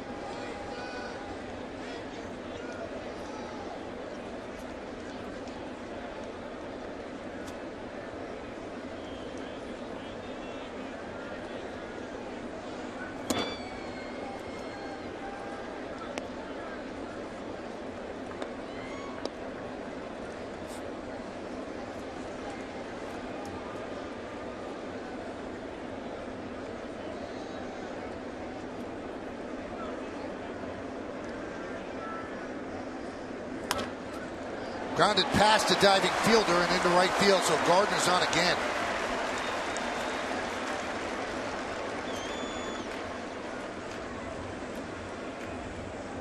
The 3 runs for the Yankees pretty much amounts to an offensive explosion for them, and you'll see Gardner jump on a pitch up in the zone and drive it through the right side. On the just completed road trip when they were 2-6, they had 2.6 runs per game, Kenny. That's the lowest on any road trip of 8 or more games since September of 1991.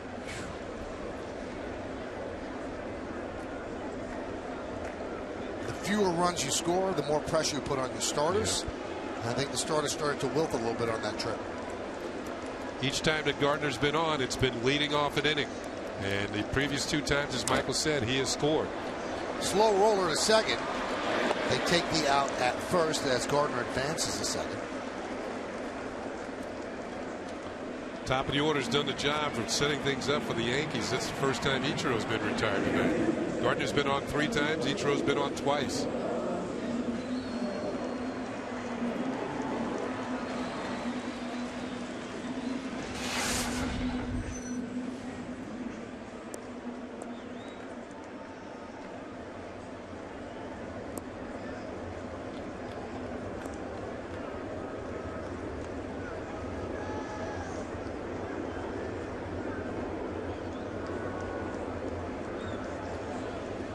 discussion out on the mound here. And I'm thinking back to the days when Cano first came up to the Yankees, used to bat ninth. Remember that, Michael?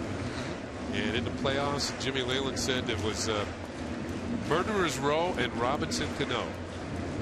Pretty nice number 9. Yeah, yes, he was. And now he's your 3-4 hitter.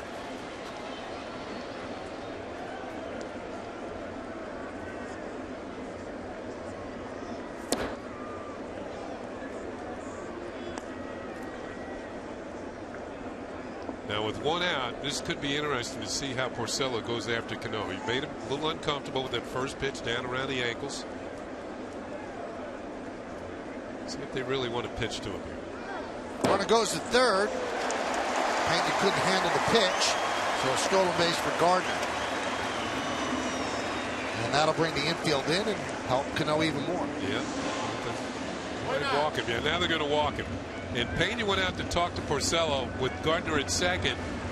They weren't going to give him anything to hit. They were going to basically give him an intentional walk. But now he's being intentionally walked after Gardner steals third base. You can almost see that they weren't going to give him anything. By the way, that's Gardner's 20th stolen base of the year. Nice round number. So an intentional walk to Cano. And that will bring up Soriano, the DH. Ground ball at third, drove in a run in the first inning, struck out in the third.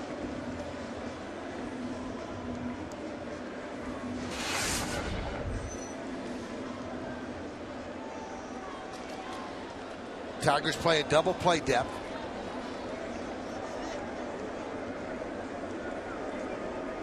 Cano's now tied with David Ortiz for the most intentional walks in the American League, 16.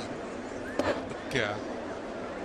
And a lot of those he got when the people behind him were not doing very much, and that was for about 3 or 4 months. But now he's got a legitimate hitter and Soriano behind him, and some days A-Rod. Well, still he's getting a lot of respect. Yep.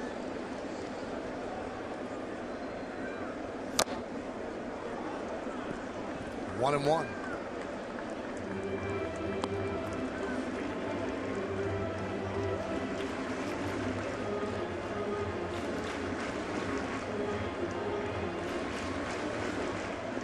A-Rod on deck.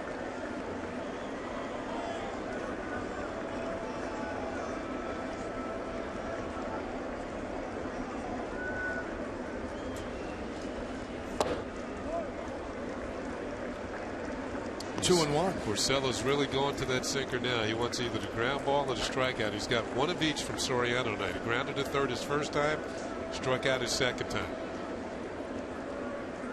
Concentrate on getting the ball up in the zone so you can at least drive a decent fly ball to the outfield.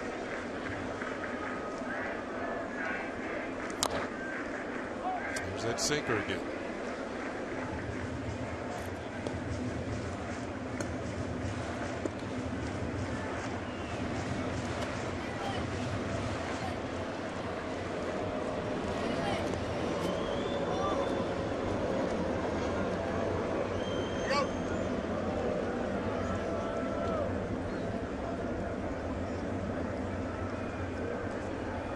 Two and two on Soriano.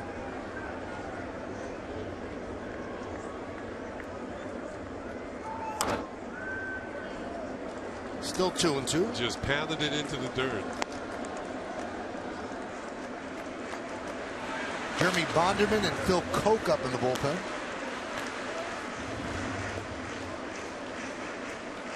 Bonderman, a former starter here, has reinvented himself as a reliever.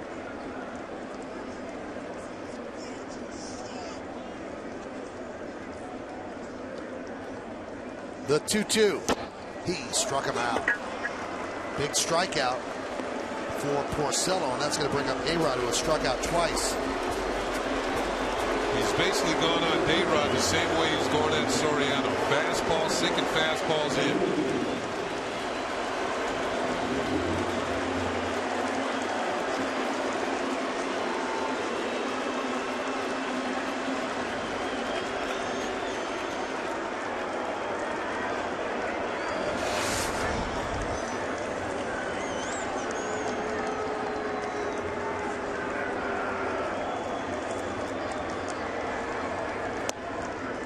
strike.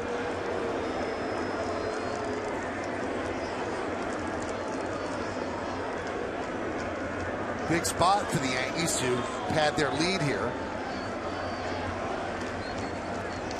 and make the strategy of intentionally walking Cano backfire.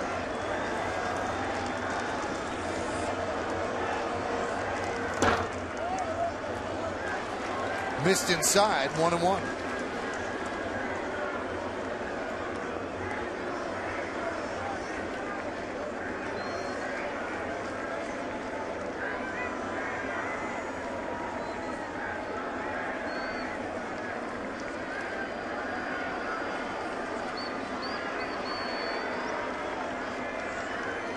Runner goes, swing and a miss. And Cano will take second on the stolen base.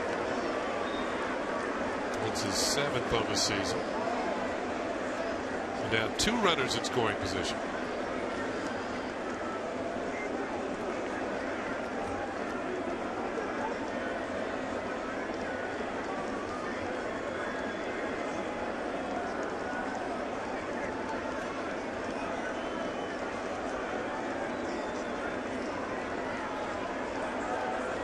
And the 1-2. 2-2. And everything is on the inner part of the plate. Everything just trying to keep it in on his hands.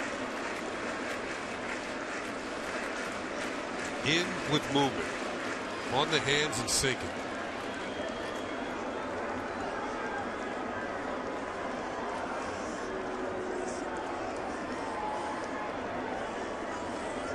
The 2-2. Fouled it off.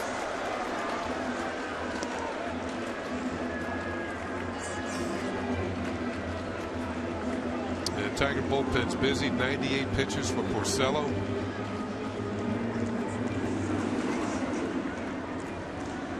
This might be his last batter. With Coke up and Granderson on deck.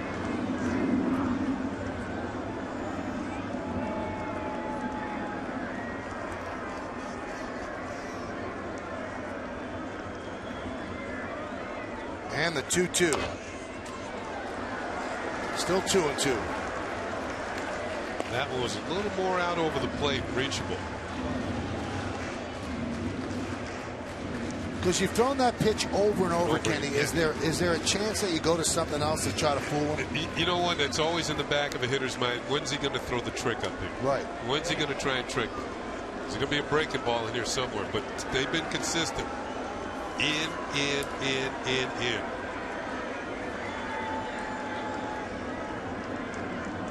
2-2. High fly ball, right field. Torrey Hunter puts it away, and A-Rod is 0 for 3. No runs a hit. 2 men left. We're going to the 6th. 3-0 Yanks.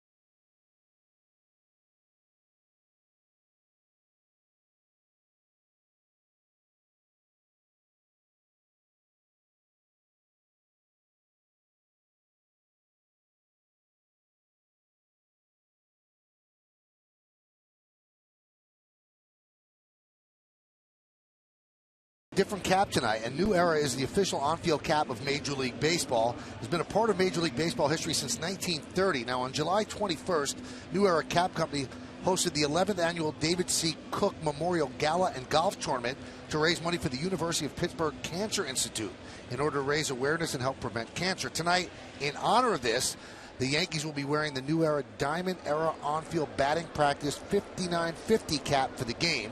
And in recognition of its long-standing partnership with both the Cook family, as a slow roller to first and the out is made, with both the Cook family and New Era and their fight against cancer tonight, the Yankees are also pleased to donate $10,000 to the David C. Cook Foundation.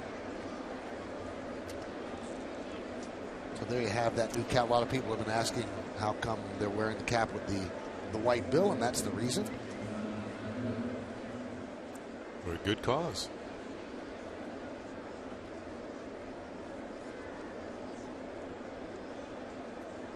And if they break their 4-game losing streak with that cap,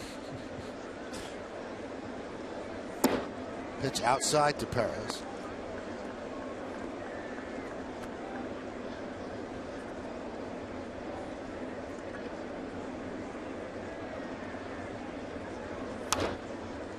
Grounded, foul.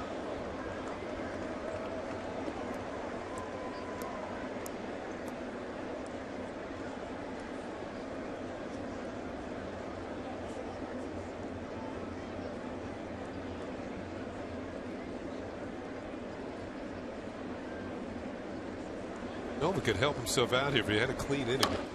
He hadn't had one yet tonight. Tigers have stranded at least one runner in each inning, with the high of 3 in the first inning. Through 5 innings, they've left 9 men on base.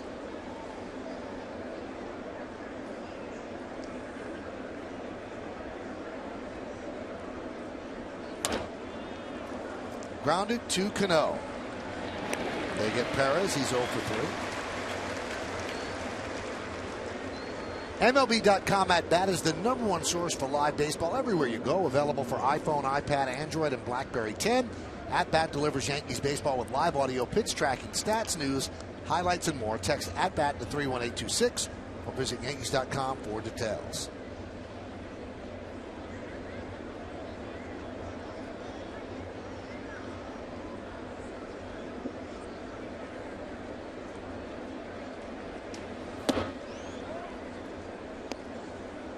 Count 1-0.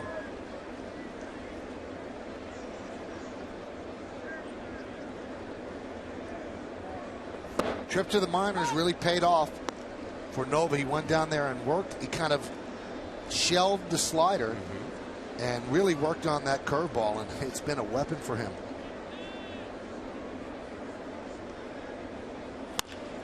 How about that? A 1-2-3 inning for Nova, just what he needed as the Tigers go down in order. And we go to the bottom of the 6th, 3-0 Yanks.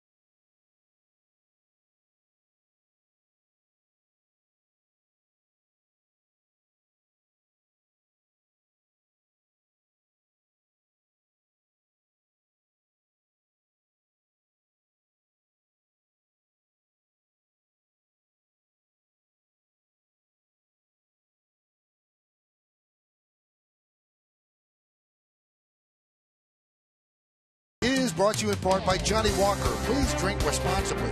By Domino's. Order from Domino's.com today, and don't forget to track your order. And by your Tri-Honda dealers. Hurry to your local Tri-Honda dealer for great deals on the 2013 models. Well, that is going to do it for Rick Porcello as Jim Leyland makes the call to the bullpen, brought to you by AT&T. And he brings in a former Yankee, Phil Koch. Those are Koch's numbers. And he will face two lefties in a row, Granderson and Overbay, and then Nunez. Porcello, while he was in there, threw 17 of 23 first pitch strikes. But it leaves on the short end of a 3-0 score.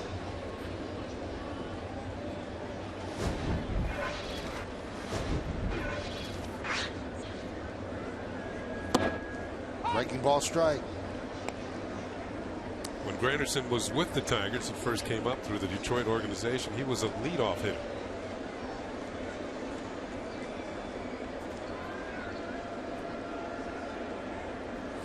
And he had one year where he had 20 doubles, 20 triples, 20 home runs, and more than 20 stolen bases.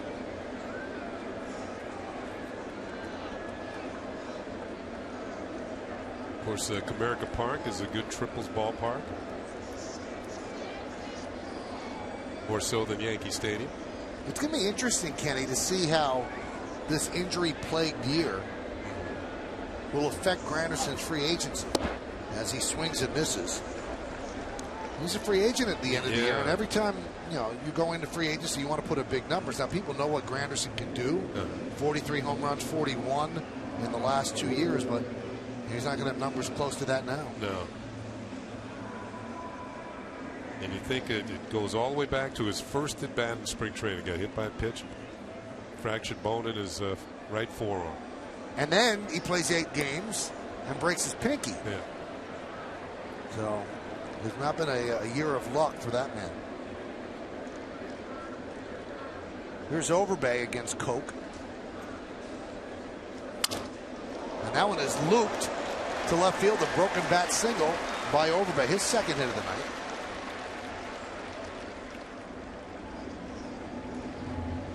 Gives up a bat for a base hit. He's now 2 for 3. He also hit the ball hard when he made that, lined out the center. You can hear the bat shatter. One more look.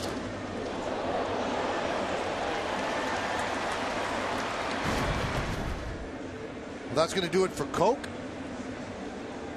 With Nunez and Stewart coming up, Leland's going to go for the right-hander. 3-0 Yankees here in the 6th.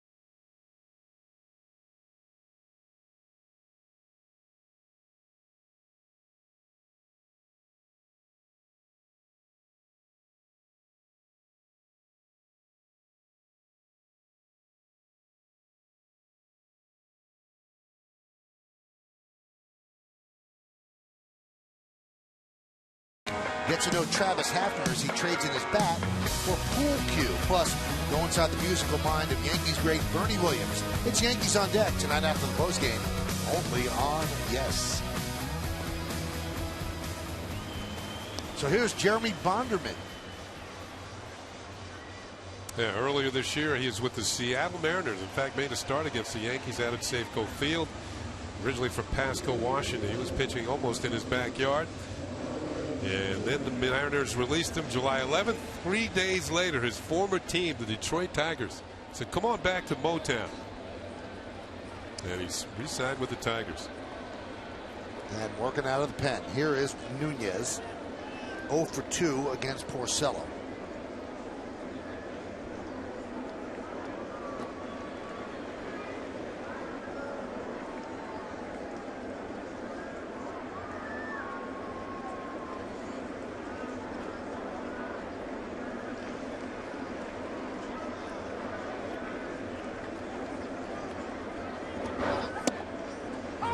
Yeah, Bonderman used to be a mid-90s thrower. Remember when he was with Detroit earlier?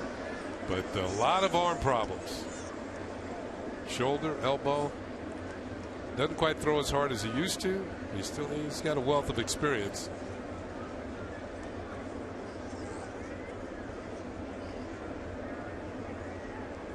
That one's popped up. Iglesias makes the play for the second out. There's a game tomorrow. Let's take a look at the starting pitchers. Brought to you by Verizon Fios, making life more entertaining with America's fastest, most reliable internet that's powerful. Anibal Sanchez, 9-7, 2.58. And Phil Hughes for the Yankees, 4-10, 4.87. We come on the air at noon with the BP show. Pre-game shows at 12:30, and first pitch right around 1:07 on Yes.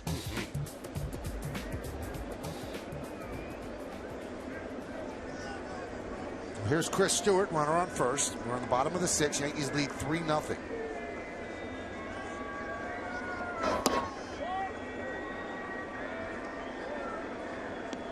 Count 1-0.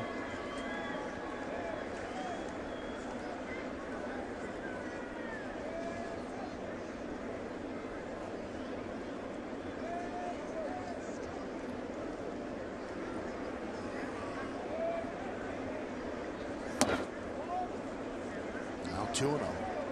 93.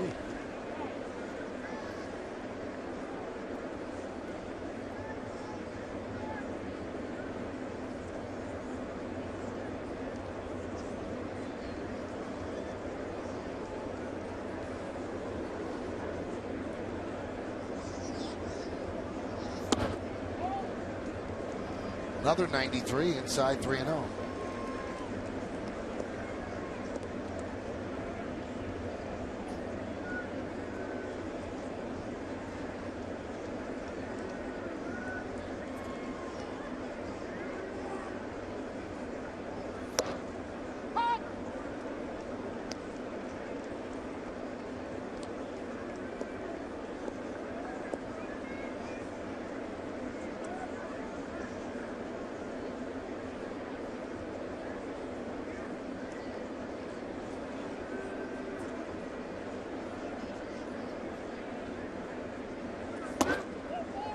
And he walks Chris Stewart. You don't want to walk the number 9 hitter to have to pitch to Brett Gardner, who's had a good night.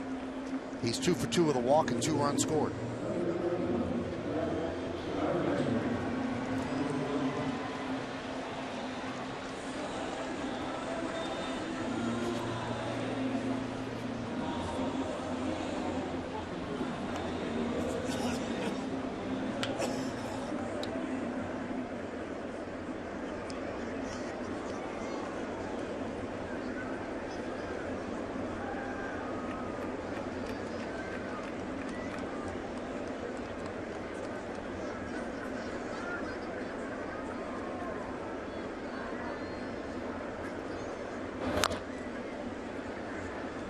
Fouled off in front of the plate, 0-1.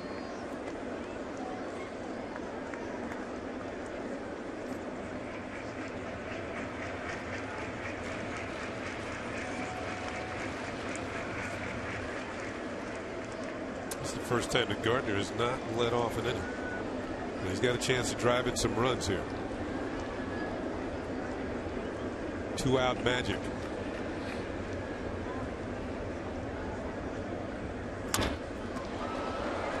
Fly ball shallow left. Dirk's coming on. He makes the play for the final out. No runs a hit. 2 men left. Let's go to the 7th. It's 3-0 Yanks.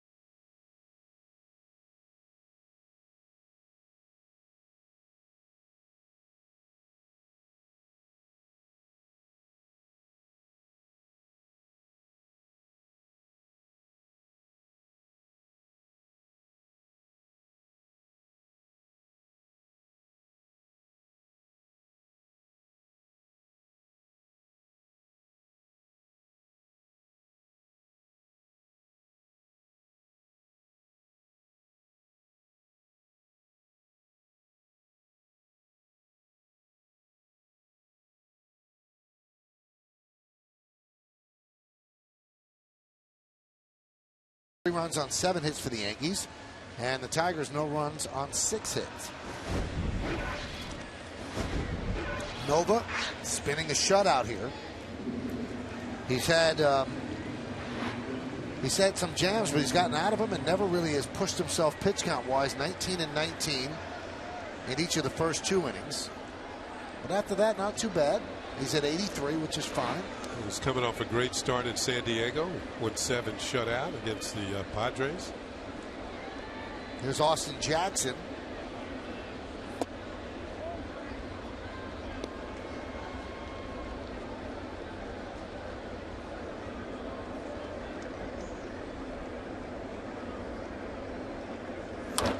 Lined over the head of a leaping A-Rod and down the left field line. Into the corner, Granderson will dig it out. And Austin Jackson has a leadoff double. That's his 3rd hit of the night. He's the batter that Nova's had the most trouble with. That's his 20th double of the year, as Michael said, his 2nd of the night. But the Tigers have 7 hits, and Austin Jackson become Action Jackson. He's got 3 of them. See Granderson running it down in the corner.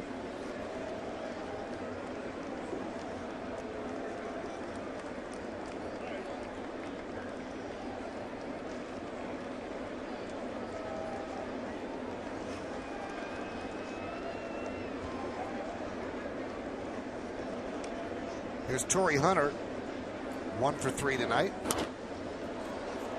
Fouls it off the other way.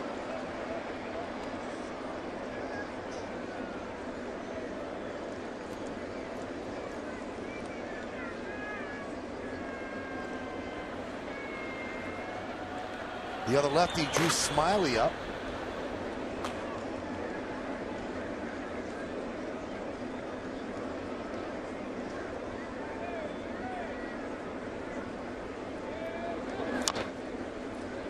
The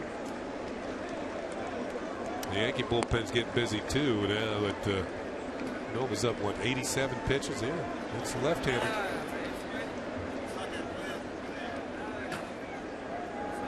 Mr. Logan.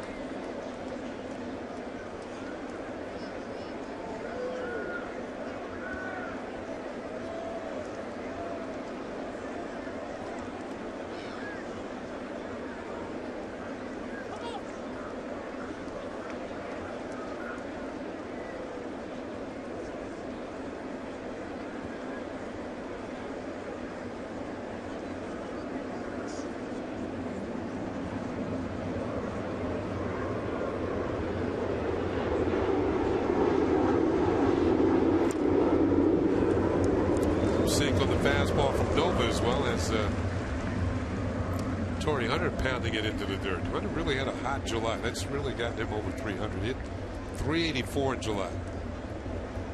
This copyrighted telecast presented by authority of the New York Yankees and may not be reproduced or retransmitted in any form, and the accounts and descriptions of this game may not be disseminated without the express written consent of the New York Yankees.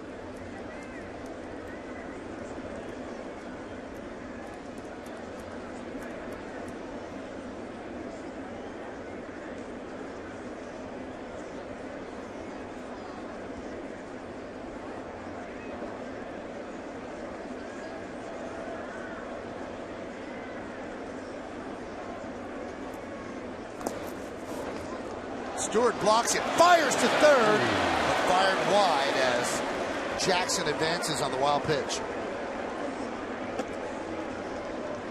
He had an opportunity to get him, but the throw was into the foul side of third base. You see him snap throw it, but it's wide, and A-Rod not even a chance to apply the tag to Austin Jackson. Jackson makes the decision. Here he goes. I think the throw was online. They would have had him. But instead, he's at third base with nobody out. Yankees will give up this run. They have the infield back.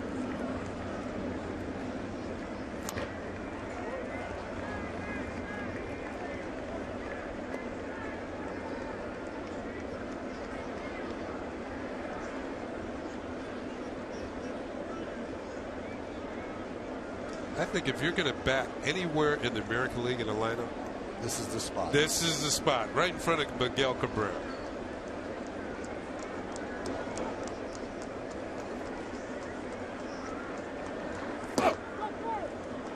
Strike three. Hunter down looking. He cannot believe it.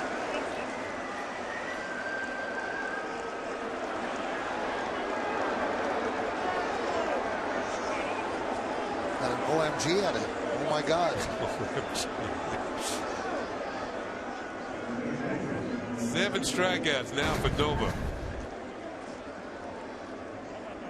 Ooh, he did have a beef. That was up and in. Here's the target low and away. Look where this pitch ends up. That's strike 3.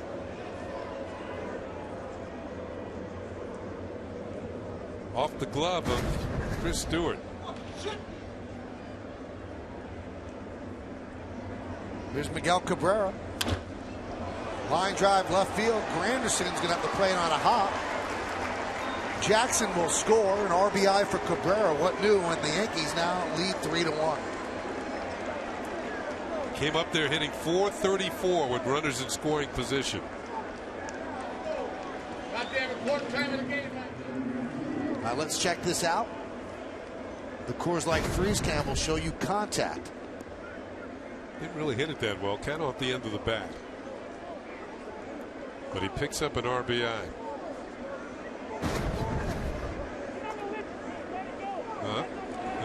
Now we got something going on over there. Well, they checked the replay and they're really barking. Somebody got thrown out, I believe. Who did you just throw out, he said?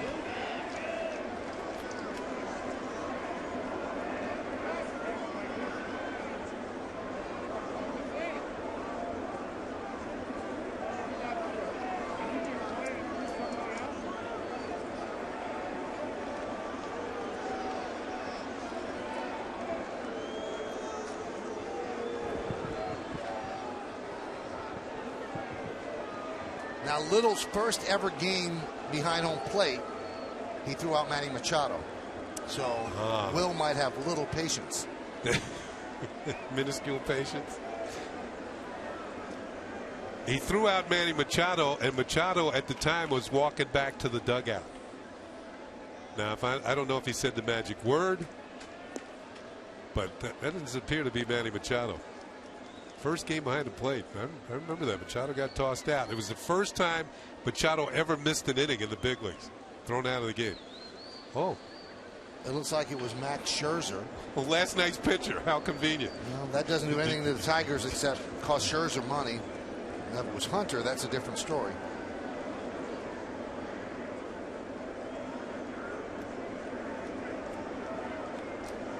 Here's Fielder.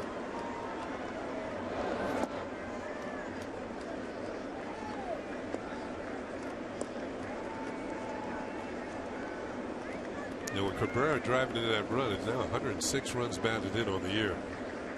Only one player who won the Triple Crown and was the MVP again the next season. One player in history. Let's see if they can turn two here. There's one. And all that bobbling cost them the double play. Great stop by Robinson Cano. If they had turned a double play on this one, yeah, Cano was moving away from the play. He couldn't make the accurate throw to Nunez. That ball almost got through it. What did he flip it underhand? I don't think he had to rush that much. Not with Cabrera running. Yeah, Cano, I should say Nunez bobbled, still relayed it to first. Oh, by the way, that one player, that was Mickey Mantle. 56 won the Triple Crown, was MVP, and the next year was MVP again. 56 and 57. Here's Victor Martinez. So Cabrera has a chance to do that. Yes, he does. And he might have to battle Mike Trout again. Yeah, and Chris Davis. Here's another look. Brought to you by Yesmo and your Mercedes-Benz Tri-State dealer. The underhand flip, a little offline. But they do make one sure.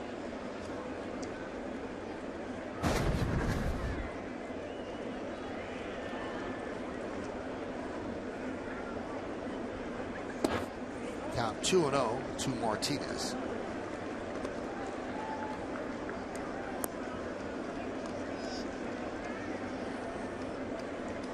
It was the injury to Martinez during the offseason last year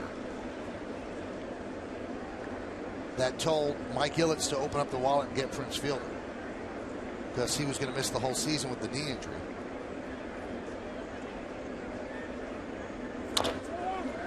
That one is chopped to first. Overbay will take it himself. 7 strong innings for Ivan Nova. Gives up just 1 run. At the end of 6.5, it's time for the 7th inning stretch here at the stadium. Yankees lead this one 3-1, but we'll stay where we are to honor America in the Bronx.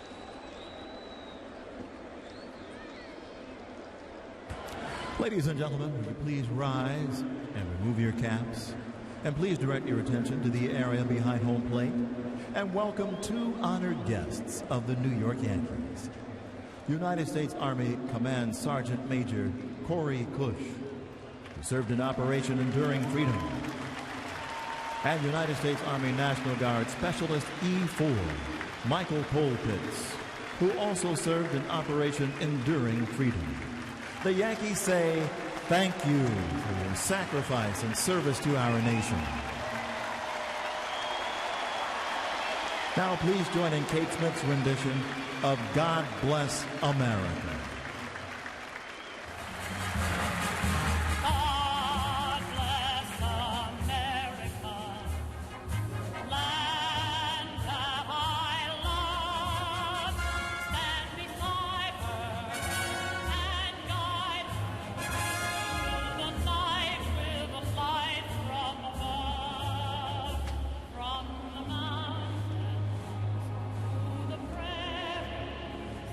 To the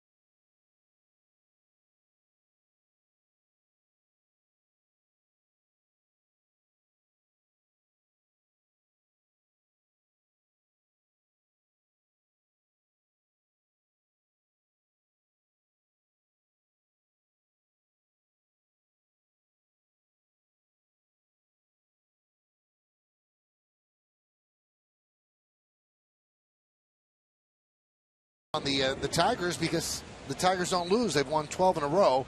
Time for the game summary, brought to you by your local Nissan dealer. 3-1 Yankees lead. Cabrera an RBI single and a strikeout. Cano a 2-run double. And Nova 7 innings, 8 hits, 1 run, 2 walks, and 7 strikeouts. So Drew Smiley, the 4th pitcher used by the Tigers. Mentioned earlier he was in a battle for the rotation spot with Rick Porcello this spring. Cadillac scoreboard, Yankees 3, Tigers 1. Start of this game was delayed 47 minutes. The tarp was on.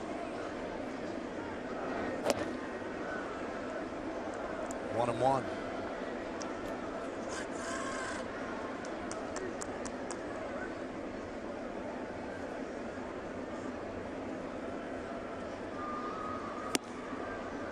One and two.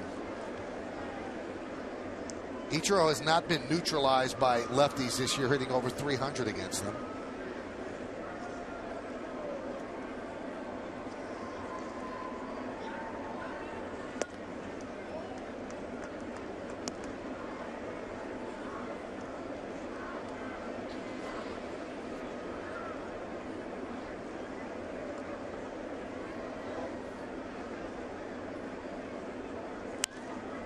Fouled straight back here. And on the booth. Well, Michael, we've officially reached the tack-on portion of the game for the Yankees. This is where you want to tack on a few. We've mentioned how explosive the Tigers can be. Robertson warming up in the Yankee bullpen. He should be coming on for his usual eighth inning appearance. Grounded up the middle, backhanded, and firing the first. Not in time to get Ichiro. That's his 3rd hit of the night.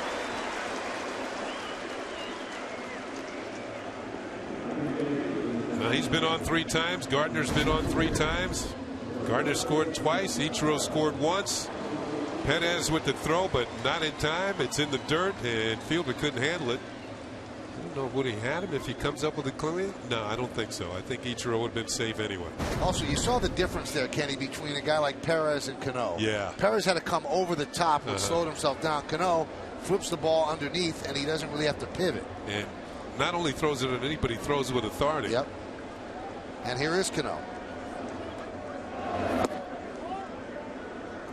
1-0.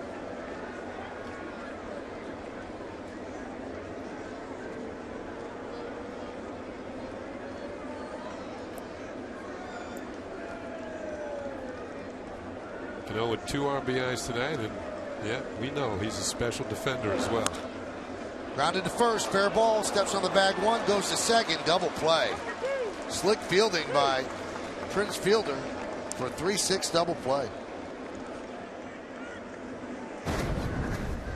This ball looked like it might have had a double.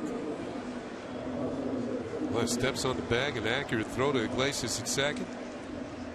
As easy as 3 unassisted, and then the throw to second. 3-6 for the put out on Ichiro. Double play. Ball hit hard. So now with a right-hander coming up, Leland is going to go to his right-hander in the bullpen. He wants to keep this winning streak alive. Soriano is due up next.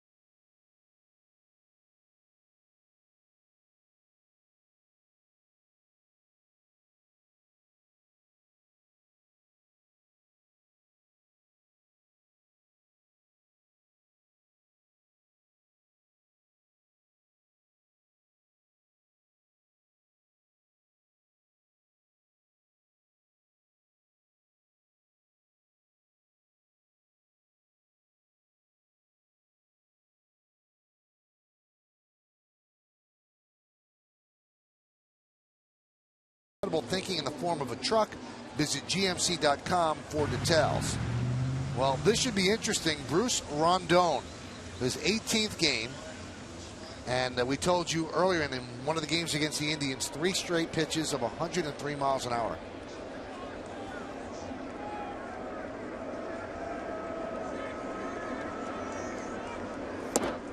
And he throws him a breaking ball. Slider.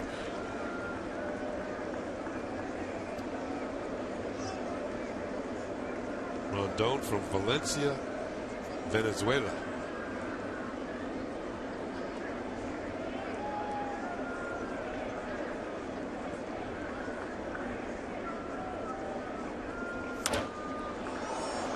Popped up.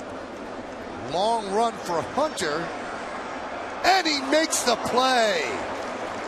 Torrey Hunter has won 9 Gold Gloves. And he's flashing some of that greatness right there, going a long way into making a sliding catch to retire Soriano and end the 7th inning.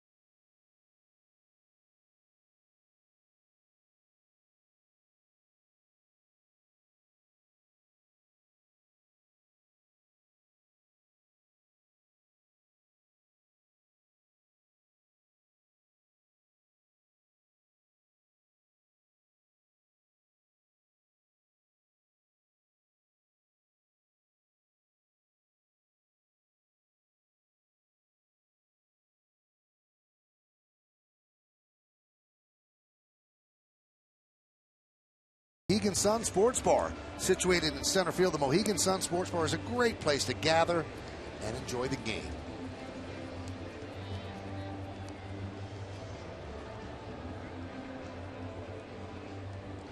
So here's Robertson as Nova again gives him a strong 7 innings. Kenny, you can't ask for much more than that, especially against an explosive offense like Detroit. Yeah, he's given up 1 run in his last 14 innings as he turns it over to David Robertson, who brings with him a lot of strikeouts. 58 of them in 47 innings. Hyundai scoreboard, 3-1 Yanks.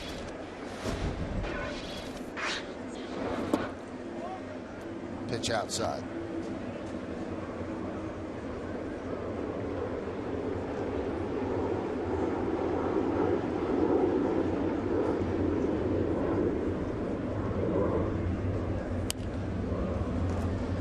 Dirks fouls it back. 1-1. Dirks, Pena, and Perez. 6, 7, 8 in the Tiger order. Robertson has not allowed a run in his last 20 appearances. 22 strikeouts in 19 in the 3rd innings during that stretch.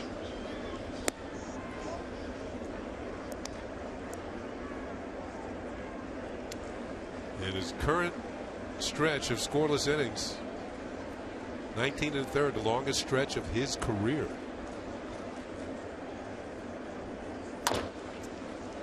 Chopped right side. Cano to the glove side, fields and flips to Overbay for the first out.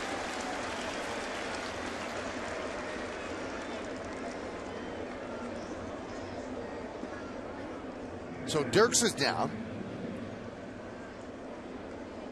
Cano's been busy tonight. 5 assists for the Yankee second baseman.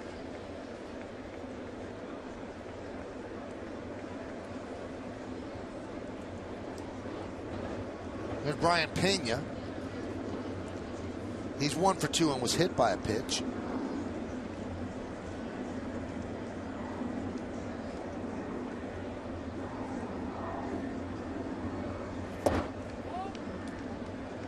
Well, 7 innings for Nova, 8 hits and 1 run, including tonight since July 5th in 6 starts. Nova now has a 1.60 ERA. 44 strikeouts and 45 innings pitched. 1-1 to Pena.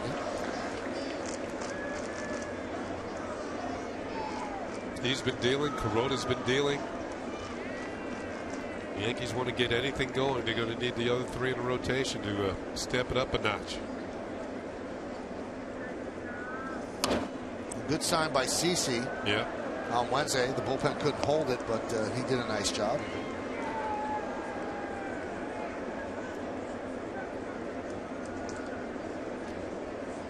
I was watching the game that Andy Pettit pitched the other night in Chicago. It seemed like anything that Chicago touched fell in for a hit.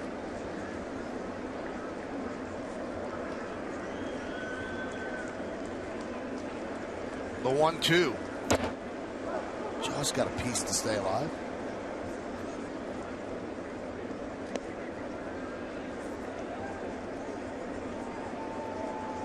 The captain still on the DL. He has called this season a nightmare for him. He suffered that first injury, game 1, right here against the Tigers in the ALCS. Rehabbed it all winter and then ended up breaking it again in spring training.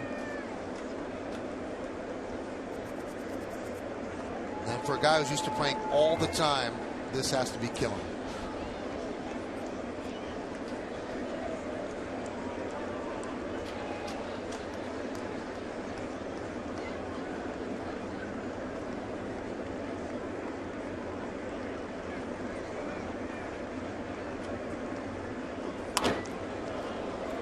Fly ball, right field. Suzuki makes the play for the second out. Today, USAA would like to pay special recognition to all of our service members at home and abroad. Indeed.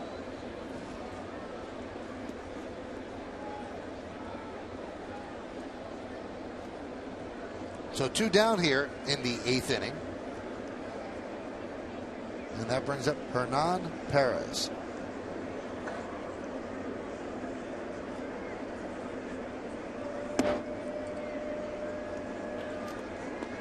Count 1-0. Michael, I think we talked about this another time when Robertson was in the game. We all know this Mariano's last year. Is he next? Innings like that will go a long way toward making him next as he retires. The Tigers in order, 1-2-3. We're going to the bottom of the 8th. A-Rod's leading it off.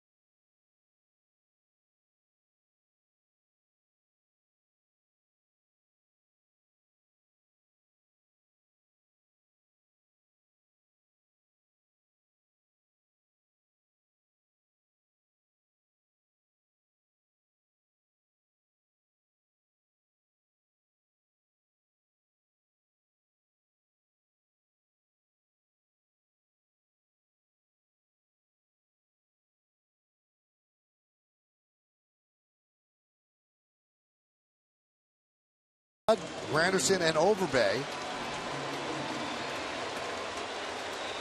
Crowd of 46,545. The reception has been warmer for A-Rod than many thought it would be. But he is 0 for 3 tonight with 2 strikeouts, and now he faces the hard-throwing Rondon.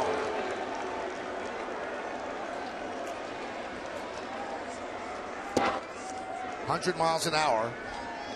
1-0.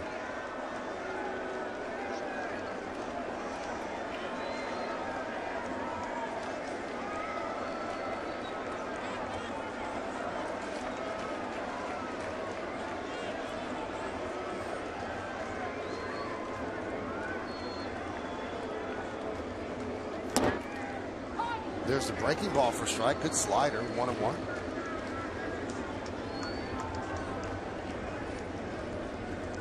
It was their plan to make him the closer out of spring training. He couldn't throw strikes consistently. The 1-1. 1-2. Another slider. First fastball is 100. That'll get your attention. A-Rod looking for a fastball out over the plate he can hit, but it wasn't the fastball, it was a slider. See where the Tigers go here.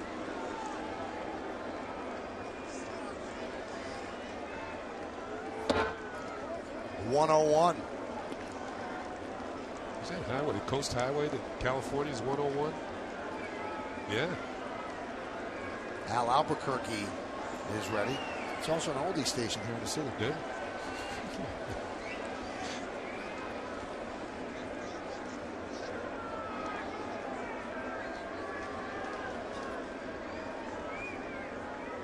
The 2-2. 1-1 outside. 3-2. Mariano getting ready. Try to close this in the 9th inning.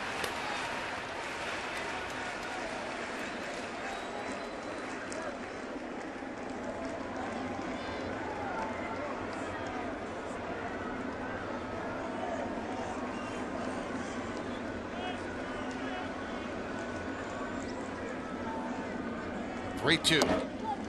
Strike 3. A-Rod down looking.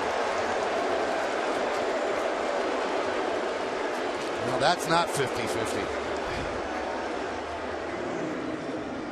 That was a nasty 3-2 slider. That's what it was. Had plenty of plate. A-Rod knew it.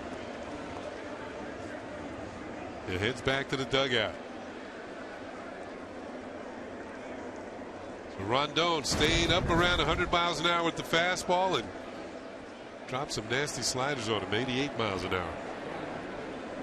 A tough return to Yankee Stadium for A-Rod. 0 for 4 with 3 strikeouts. That looked like a changeup. It was 91. And A-Rod's probably thinking, that's not what they're throwing in minor league rehab. No.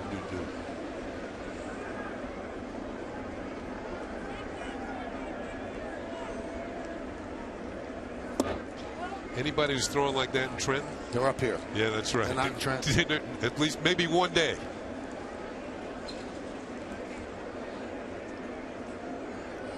Granderson's 0 for 3 today. 2 ground balls to second and a strikeout.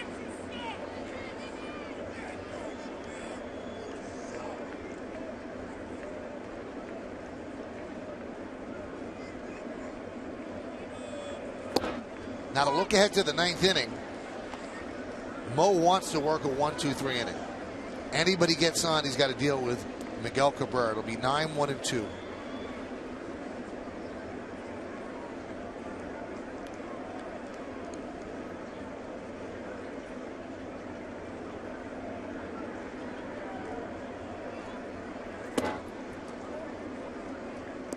Took something off.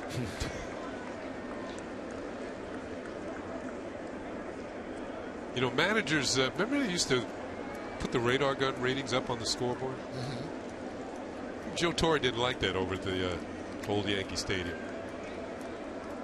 And a lot of managers did. Well, every ballpark has it. Well, the relievers and the hard throwers, they'd come in and see when they hit 100. And if they didn't, they'd reach back, try and throw a little harder. 99. They used to think that Jabba did that.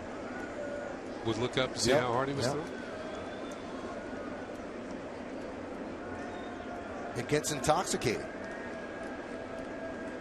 3-2. A changeup, 92 miles an hour changeup. Well, the vote for the Chevy player of the game, visit votechevy.com. Results will be revealed in the postgame show.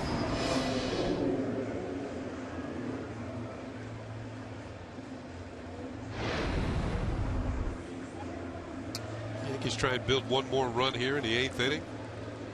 Have Granderson on the move somewhere doing Overbay's at bat.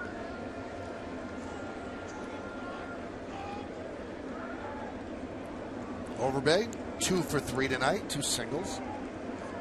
Pena's thrown out 27%.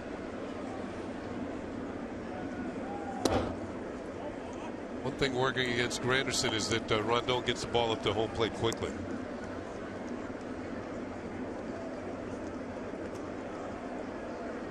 So if Rondon does not hold runners particularly well, he can make up with it, make that up a bit with a 100-mile-an-hour fastball. Get to the catcher quick. Lee.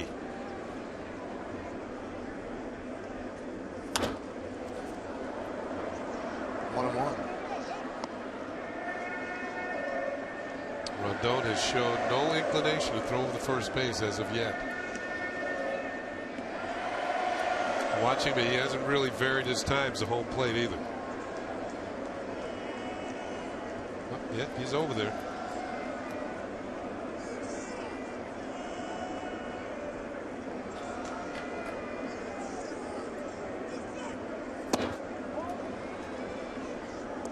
We've seen a lot of young, hard throwers finally come to the conclusion, just take a little bit off and throw strikes. 96 could be just as effective as 101 if you locate it.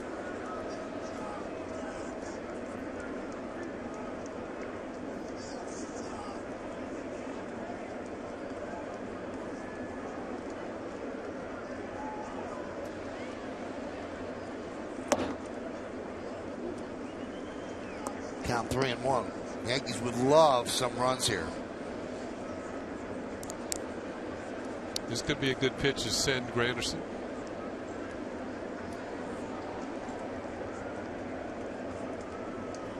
If Overbay could catch up with something, find the gap, they really don't expect them to pull the ball. Torrey Hunter way off the line in right field, and more towards right center. He goes. Swing and a miss. Double clutch by Pena, and that allows Granderson to steal second.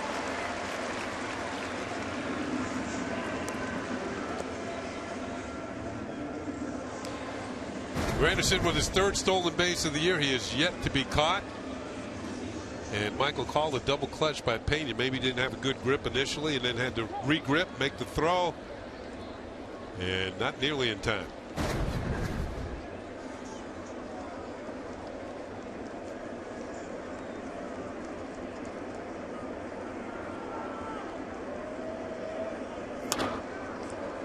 Slice foul.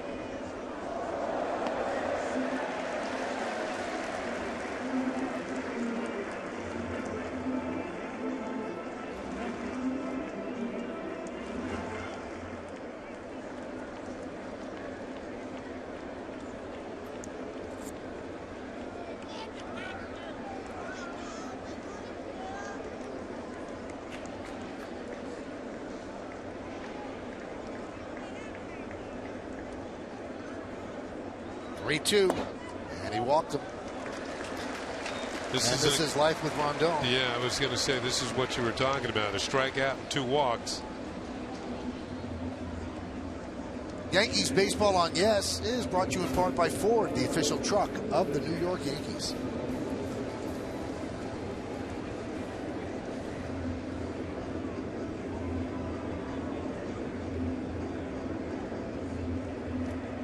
So here's Nunez.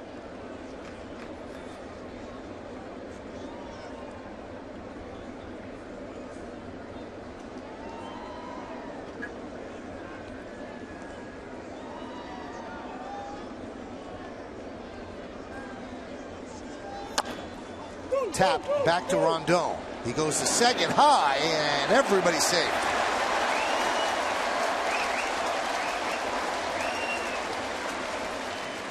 That'll be an E1 on the throw.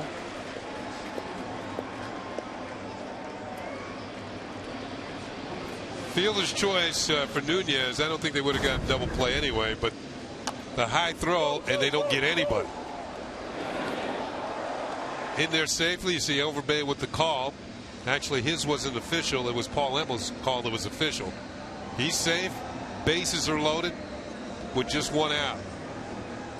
And Michael, you can see why Rondon was quickly dispatched out of the closer's role. As hard as he throws, and trying to settle him down. That's the pitching coach, Jeff Jones. Yep. It almost seemed like it was a fatherly talk. Almost, don't worry about it. You're fine.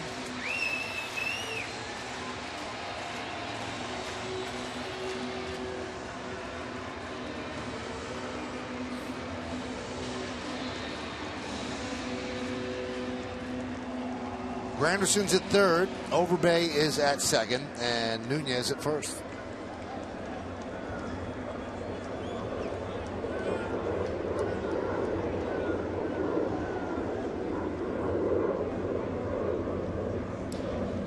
Now, defensively, the Tigers in the middle infield bring the shortstop and second baseman about halfway, which means if the ball is hit hard, they can go for two. If it's hit softly, they can charge it and try and get the play at home. Let's see if they can turn two.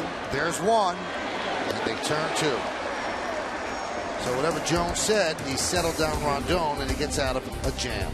No runs, no hits, no errors, and 2 men left. We're going to the 9th inning, and Mariano is going to try to close it out.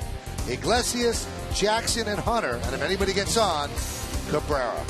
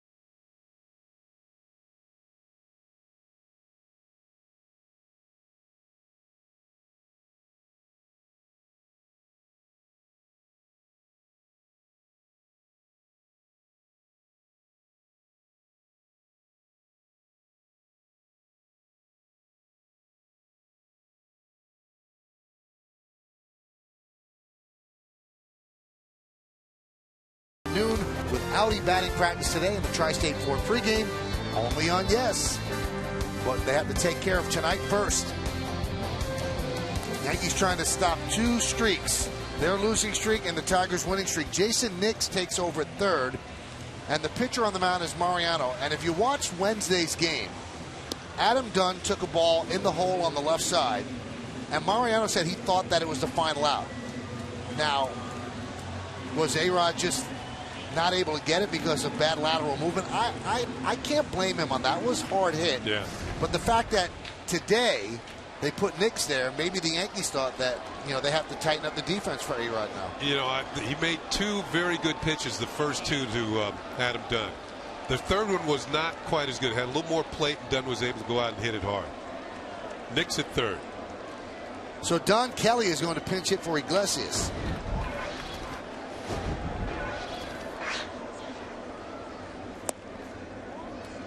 And here's this play that we talked about that tied the game, and you decide. See, that wasn't quite as good as the previous two pitches. And there's the base hit that scores the tying run. I don't know if it's fair to blame Aaron. That was really well struck. That was hit hard. You know, Adam Dunn that's what he does. He hits the ball hard. Usually not to the left side. No, you're right. Those are Kelly's numbers. And the count 2-1.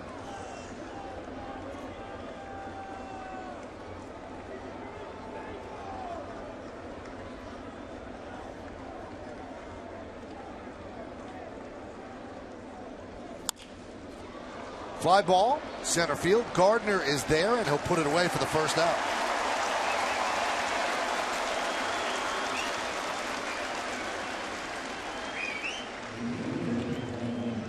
This is the last time around for Mo, and every time he's in a city for the first time, that's what the Mets gave him, the A's, surfboard, beautiful painting in Anaheim. That's his favorite right there, the broken bat chair. 15-gallon hat in Texas. They gave him a bike in San Diego. Well, they said it was so he could live the San Diego lifestyle. In Westchester. If they bring some San Diego weather to Westchester, I'm sure the Westchesterites would love that. Dodgers gave him a fishing reel, and there's the bike. You know, I think that was quite appropriate. Another appropriate gift from the Dodgers, because you know it's Shark Week, right? Mm-hmm. Yeah. The 1-1. And the White Sox also gave him a scorecard from his first start in 1995. I believe he struck out 11. He was a starter then. The 2-1. Fly ball, left center, long run for both, and neither will get there. Gardner cuts the ball off, but it's a double for Jackson. That's his fourth hit of the night. And now that will bring the tying run to the plate. Third double for Jackson. You know, I was looking at the Yankees defensively, and if I'm not mistaken, Jackson has pulled all three of his previous hits. And you can see that Gardner's playing towards right center field. There's a big gap in left center. And here's Mo. He thinks that's a fly ball.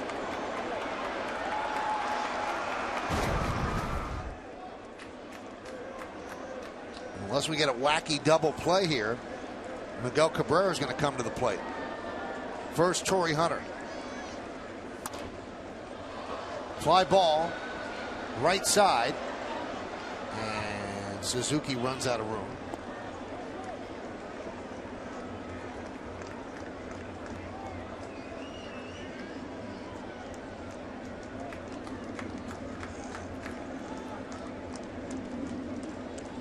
Torrey tonight 1 for 4. He singled in the first inning, then grounded to short, fly to center, and struck out looking. Right back to Mo. What a play. Ooh. Checks the runner back and throws to first for the second out. That was some play at the mound. This ball was scorched. One hopper. Mo made it look routine. Nothing but. Checks the runner, throws the first for the out. He's always been a tremendous fielder. Great athlete. And quick hands really paid off there. Well, you want to earn a save? You're going to have to get out Miguel Cabrera, one of the great hitters of this generation. This is what people pay to see. Hall of Fame closer against a future Hall of Fame hitter. Popped up. Overbay. Cannot get there. Just ran out of room. That close. Now I'm thinking if Overbay is a right-handed thrower, he's got more of a reach. Instead of reaching across his body, He could have reached out with his left hand. How much has he missed this by? Oh, that much.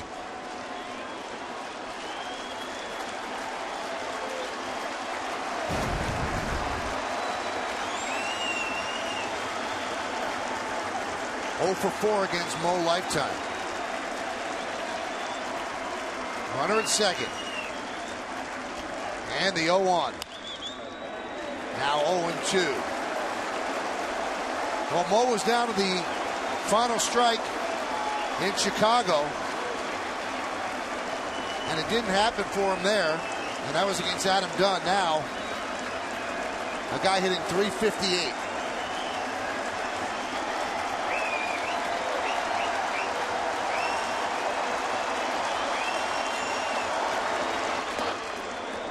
Trying to get him to chase, expand the zone.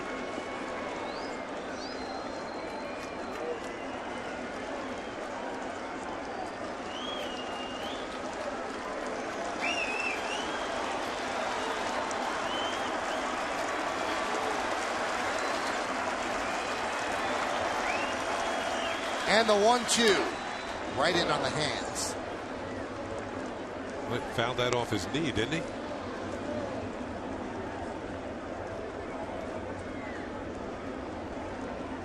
Pitch was inside, but he didn't take any chances that it might cut back over the corner. Yeah, that was an inside pitch and got a piece of himself.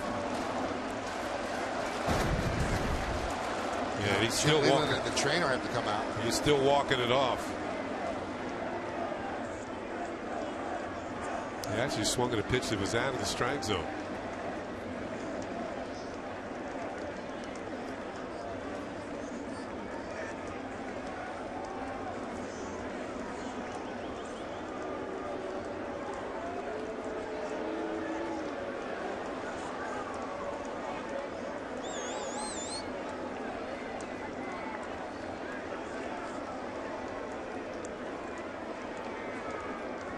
Might be a good idea for Mo to throw some pitches, but just waiting on the mound right now.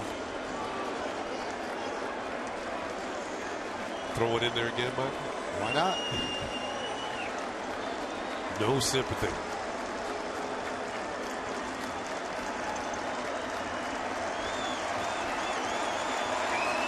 Ninth inning, Yankees up 3-1. Runner on second, 2 outs. 1-2 on Cabrera. He did it again. Hit off the foot this time, or his guard. For you older fans, he looks like Walter Brennan in The Real McCoys. I don't know. I think it might have gotten above the guard. And no pain like self-inflicted pain. Ooh, man, that's painful at bat for Miguel Cabrera.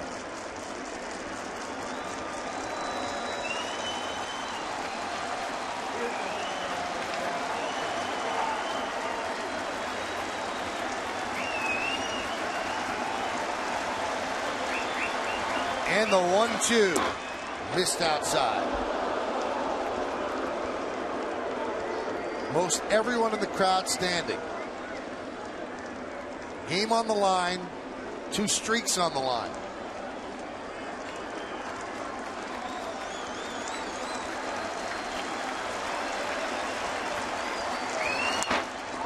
That one is driven to center field deep.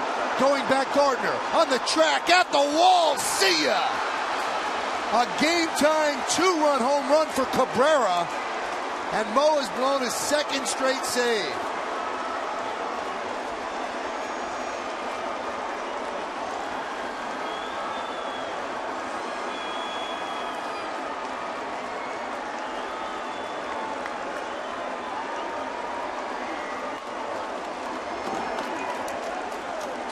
Rivera has driven in all 3 of the Tiger runs. He finally got something he can handle. This was the worst pitch of the sequence. And he knows he hits one this well, it's not going to stay in. Over 400 feet straight away center field, and the ball game is tied. That pitch almost to the middle of the plate on the inner third. I think Mo was surprised he got out by the look on his face. Can't be surprised when Cabrera hits one. That's his 34th of the year. He still doesn't feel good either. 2-0 on Prince Fielder.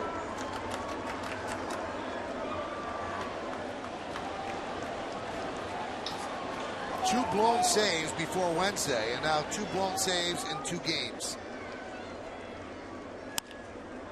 That one is lined down the right field line. It's a base hit. It's going to go into the corner where Ichiro will have to go dig it out, and Fielder is on second with a double.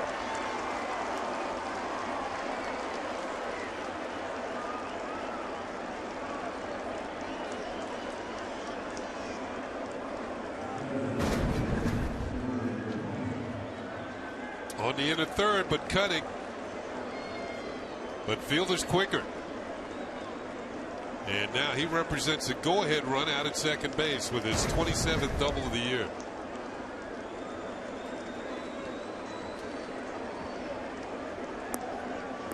This stadium crowd stunned. And now Larry Rothschild will go out and talk with Rivera. Might want to think about walking Victor Martinez, the tougher hitter, and Andy Dirks is on deck.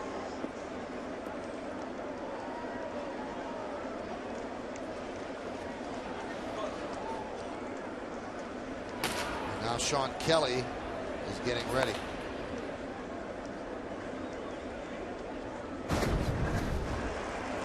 Here's the pitch to Cabrera, and watch Mo as he watches this. I think he thinks this is it.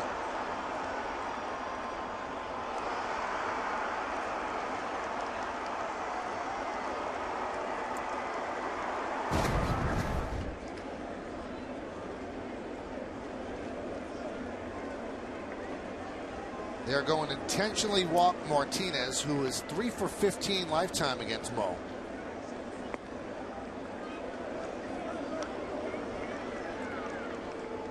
And Dirks has never faced him.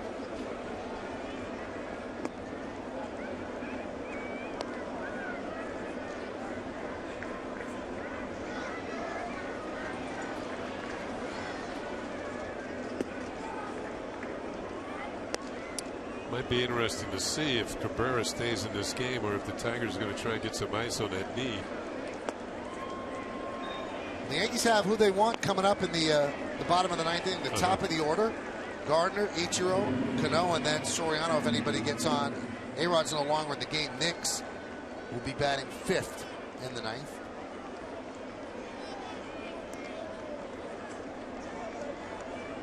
So if the Yankees are going to win this, they'll win it in walk-off fashion. And they lose it, they'll lose it in very painful fashion. Dirks takes high.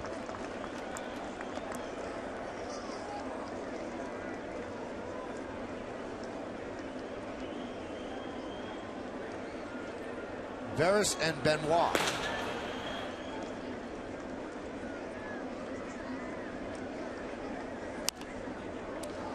Veras if it remains tied, and Benoit if the Tigers have the lead.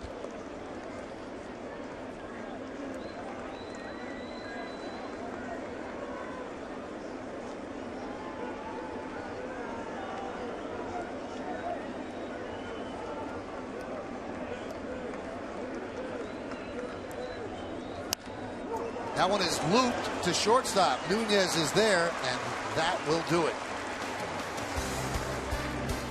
This is how close it came to the Yankees ending the game. This close. If Overbay catches it, they're celebrating a 3-1 win. It allowed Cabrera more swings, and then he drove it into Monument Park to tie the game with a 2-run home run. We go to the bottom of the ninth.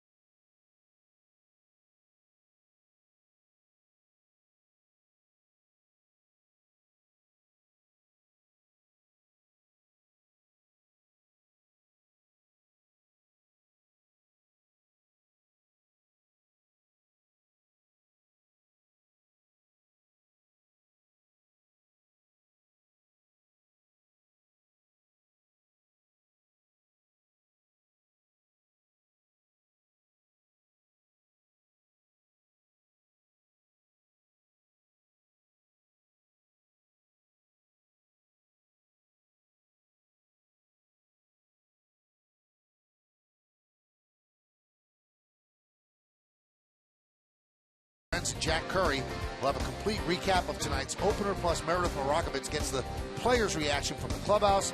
Also, we'll hear from Joe Girardi in the manager's report. It's the WB Mason postgame. It's only on Yes.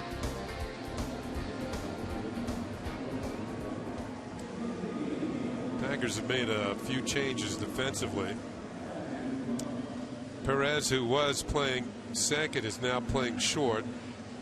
And Kelly, who pinch hit for Iglesias, is now at second base.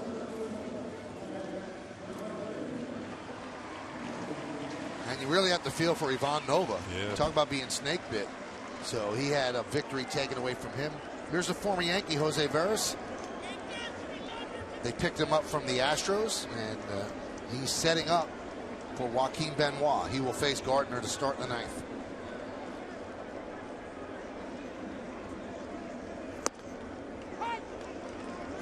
And a strike.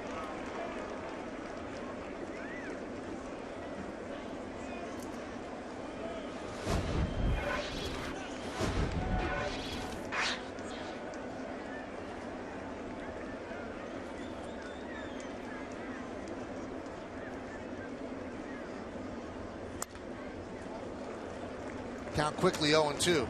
I'm watching Cabrera at third. He's still limping.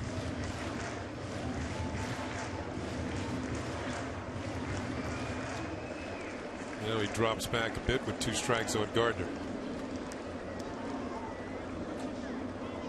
He just did something that MVPs do. Come up with the big hits. First hit he's ever had off Mariano Rivera.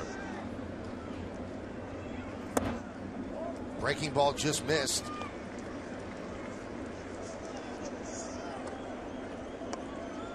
Veras, when he was in Houston before the Tigers made a deal on the 29th of July, just before the trade deadline, he was closing for the Houston Astros.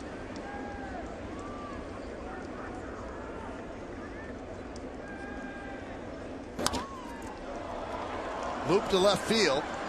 Dirks is there to make the play for the first out. And he had 19 saves for Houston.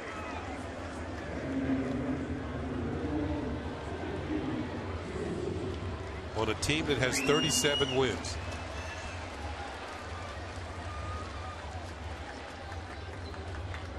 Here's Ichiro. He is 3 for 4 tonight.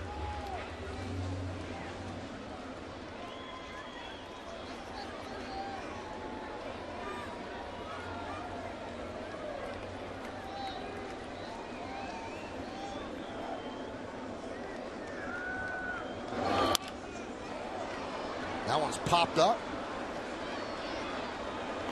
Kelly with the call on the catch for the second out.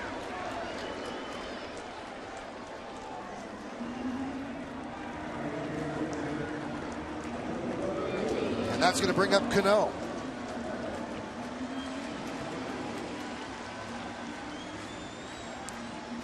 I remember correctly, when Veras was here with the Yankees, he featured a pretty good splitter. And I believe that's what he just got Ichiro to pop out on.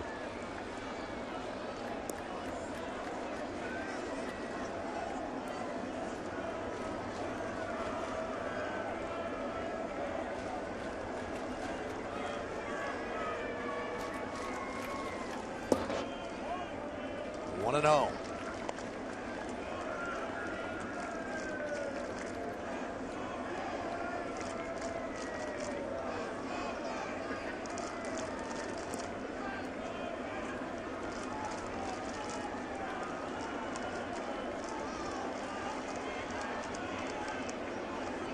And the righty deals. There's a strike. Imagine how Veras felt when he was told that going for a team that's 27 games out of first place. As we look at Mo and the disappointed look on his face, to a team that's now 7 games in front.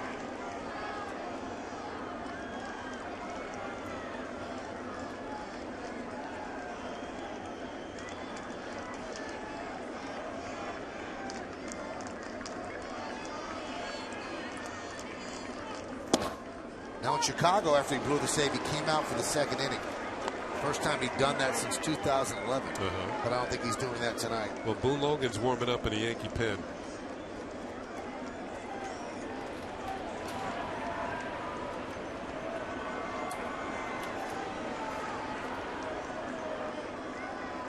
In Chicago, there was a day off the next day. There's a day game tomorrow.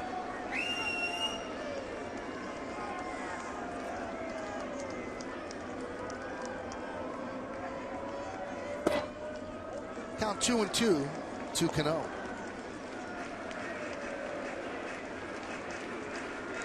Detroit has used 6 pitchers. Rick Porcello started. Koch, Bonderman, Smiley, Rondon, and Alvarez.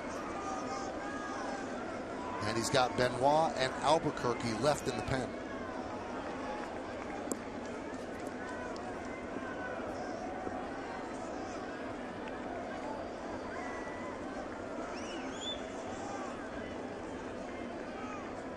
The 2-2. Way outside, being very careful with Cano, and why not? He can end the game with 1 swing, and Soriano is on deck. Went to a couple of breaking balls the last 2 pitches, both outside.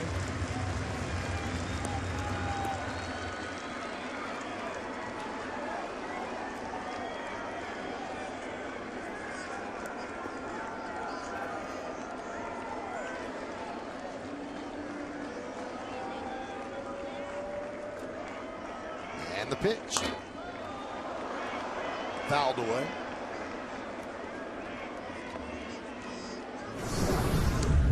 Wednesday in Chicago, Robbie Cano, top of the 12th.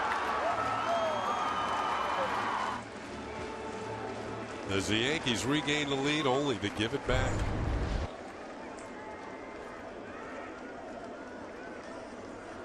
Cano, for him, that was his 199th career home run.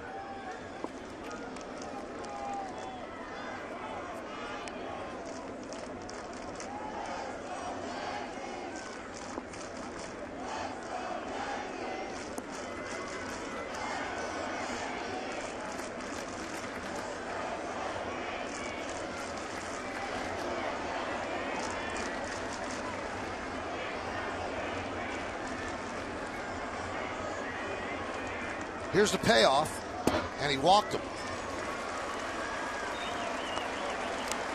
As you said, being very careful with Cano.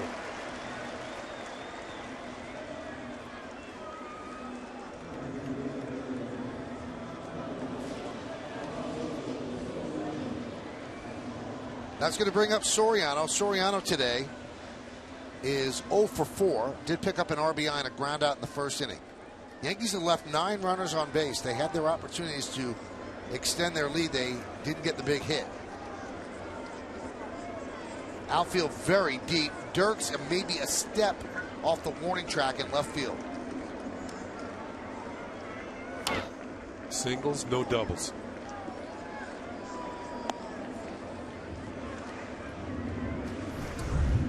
We're looking back. Soriano's first hit wearing number 50, and that's on Norm Charlton. His first hit as a Yankee, and it was a game winner.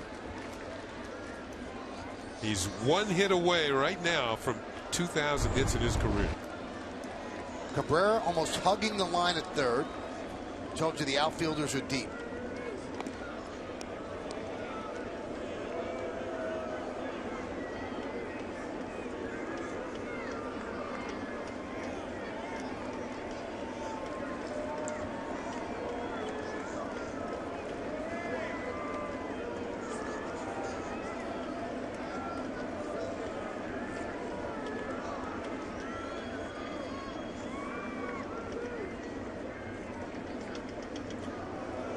Checking back Cano.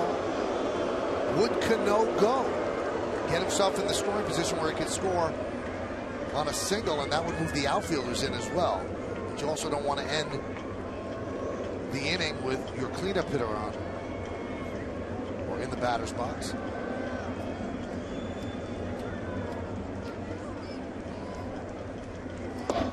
Breaking ball strike. So the count 0-2. Well, the likelihood of Soriano hitting an 0-2 home run kind of drops down, which means the likelihood of Cano, trying to put himself in the scoring position, moves up.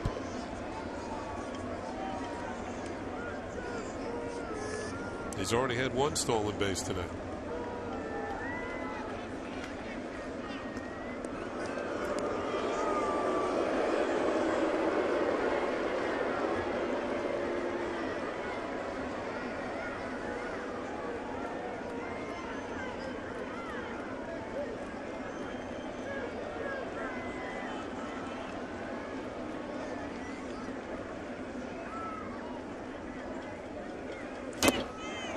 Strikes him out. Foul tip held on to by Pena.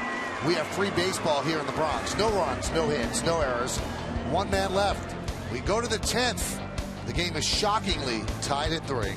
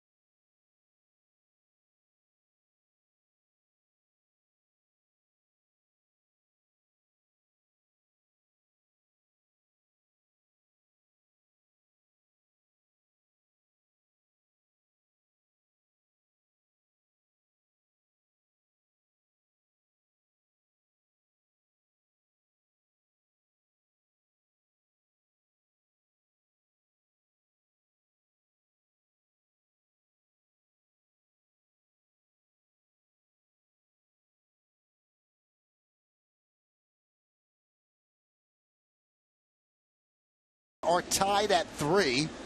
Tigers trying to extend their winning streak to 13 straight. Yankees trying to stop their losing streak at 4 straight. And now they go to Boone Logan, their 4th pitcher. Ivan Nova pitched 7 strong innings.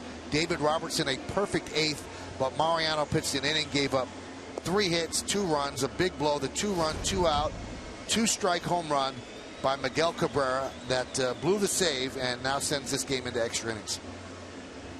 And the Yankees go to Boone Logan, who comes out of the pen. He gets the bottom third of the Tiger order here in the top half of the 10th inning. Switch hitting catcher Brian Pena is going to lead it off.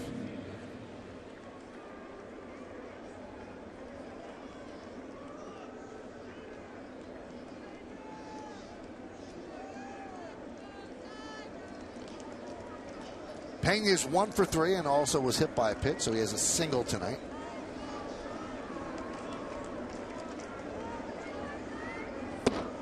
And there's a strike.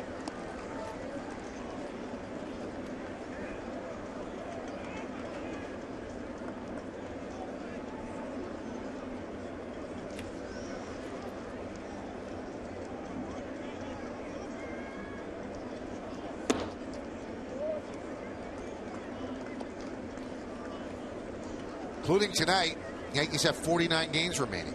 And with the deficit they've built up, they've got to win a lot of games. I mean, you're maybe talking 34, 35 games. So when you have one in the 9th inning and you're 1 strike away, you got to put those games away.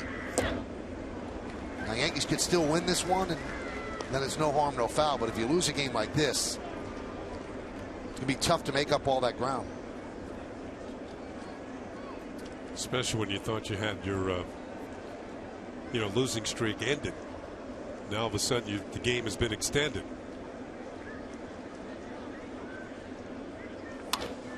Ground ball up the middle and past Nunez for a base hit. So Pena is on.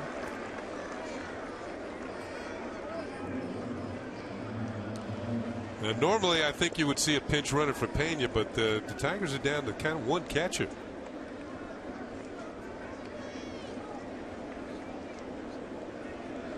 Well, they won't be running for Pena in this situation.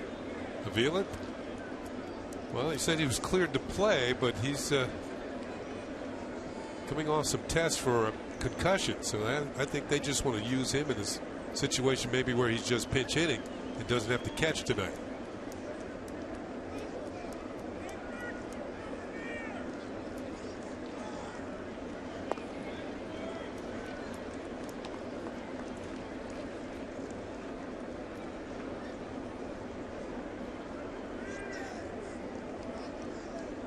Yankees looking for the bunt. Nick's in on the grass at third.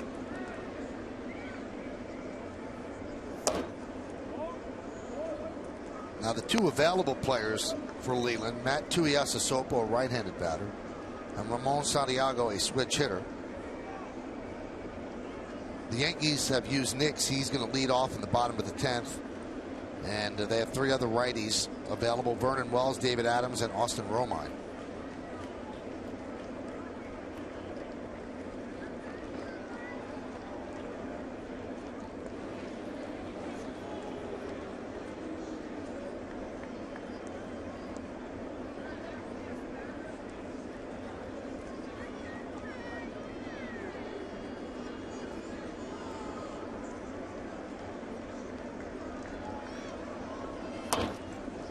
That's bunted beautifully. Overbay makes the play at first as Pena moves to second. Score that 3-4.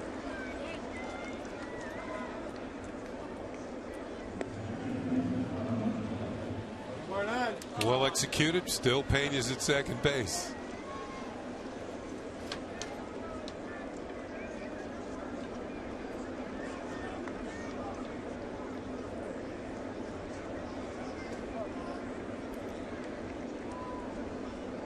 So here's Don Kelly.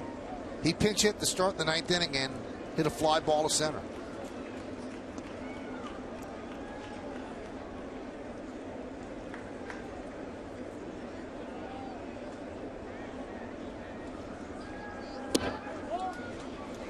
Kelly's had just 33 at bats against lefties this year. Has 7 hits. That works out to 212. Doesn't get all that many opportunities against left-handed pitching.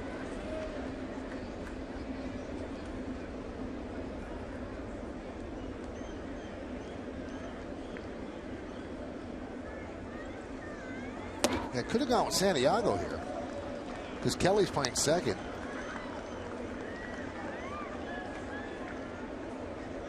Maybe doesn't want to burn another player.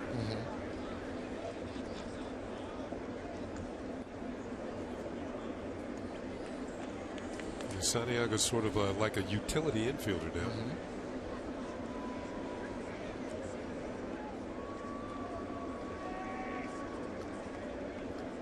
2-0.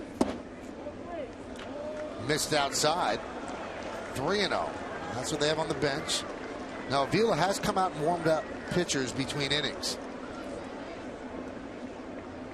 But we're not sure if they want to put him into a game when we told you about Tuiasosopo and Santiago.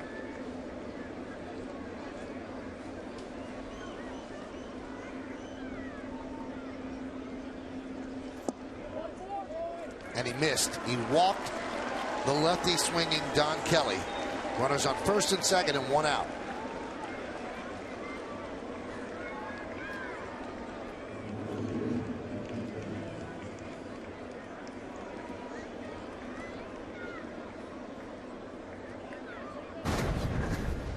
Here's the last pitch. It was close, but probably down low. And maybe a little bit outside. So now the Tigers have 2 on with 1 out. And now you come back to the top of the order, and Austin Jackson, who's had 4 hits tonight, including 3 doubles.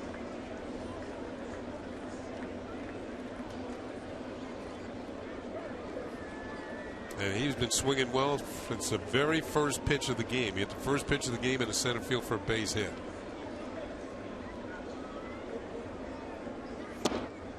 And a strike.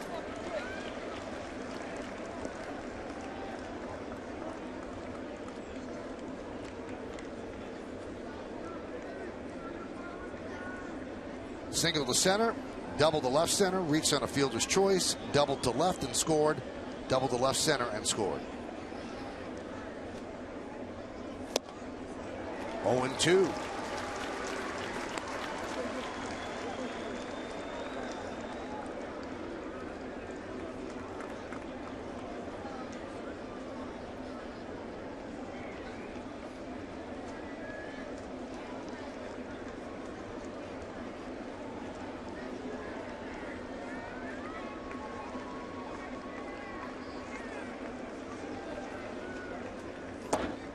Strike 3.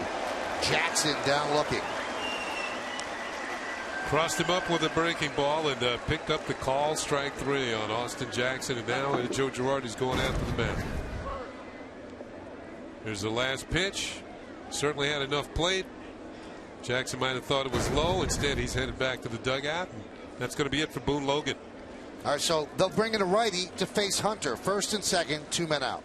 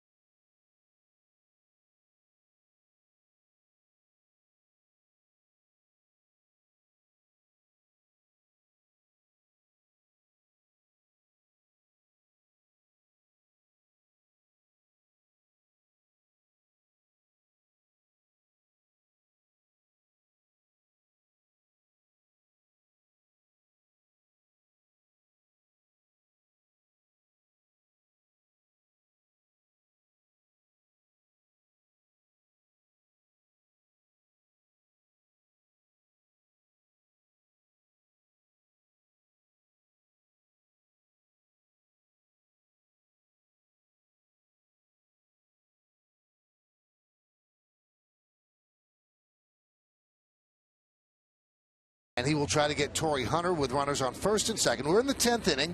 Game is tied at 3. Yankees were a strike away, and on one leg, Miguel Cabrera hit a 2-run home run to center field off Mariano Rivera to tie the game. That's where we are right now. And Kelly will try to get this final out and give the team a chance in the bottom of the 10th. Yeah, Torrey Hunter and Kelly have squared off 6 times, and Hunter has 1 hit against him.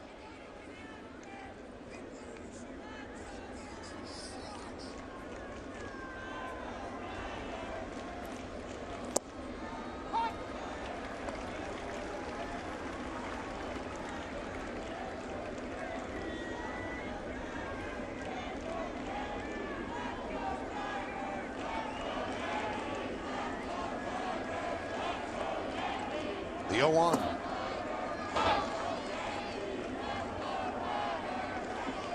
Kelly's signature this year has been the strikeout, particularly with his slider. He's also got a good fastball. Yankees a good deal getting him from Seattle.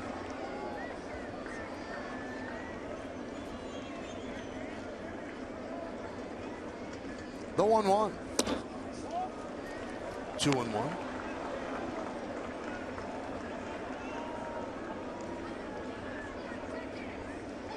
What the Yankees have left in the bullpen? Chamberlain, Claiborne, and Warren. So they're in good shape. The 2-1. Popped up. Overbay will make the play, and that'll do it. No runs a hit, no errors, and 2 men left on base. Bottom of the 10th inning, it'll be Nix, Granderson, and Overbay.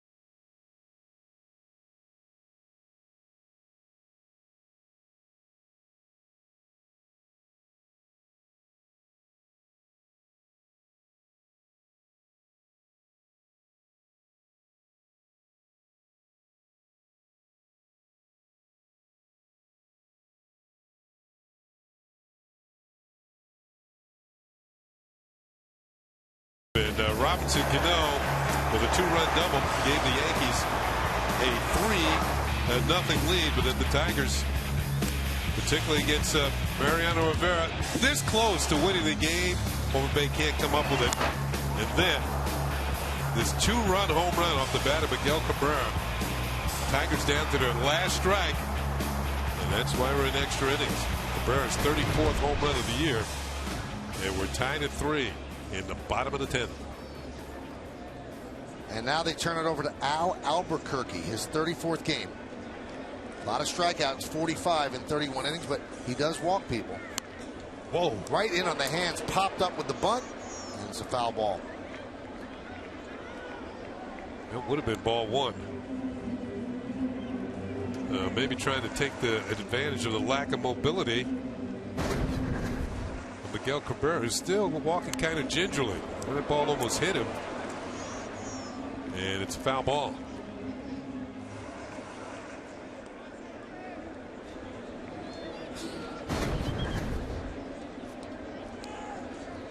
Albuquerque comes in out of the bullpen.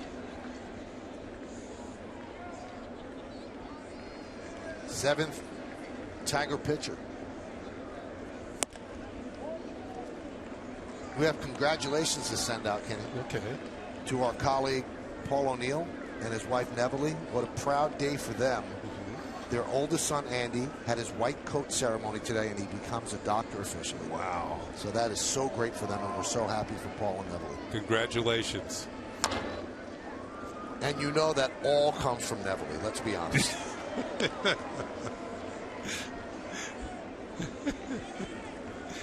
So we should be saying congratulations to her. Congratulations to him for marrying her. Paul will be here on Monday, but I know he's an awfully proud papa. Oh, that's super. We got somebody to take care of him when he gets older. Yep. Count 2-2 to Knicks. You ever been to Albuquerque, Mike? Yes, I believe I was for the Final Four. Okay. One of the regionals. I don't think I was there for the North Carolina State one. Line drive, a foul ball. Have you been there? Yeah, I have. Gee, I was there a long time ago. I was there actually in Albuquerque when man first walked on the moon. Really? Yeah. For 69? Yeah.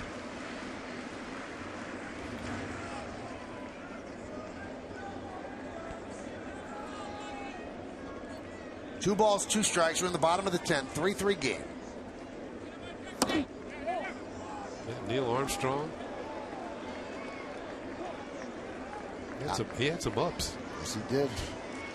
Albuquerque thought that was strike 3. But Will Little, the home plate umpire, had other ideas.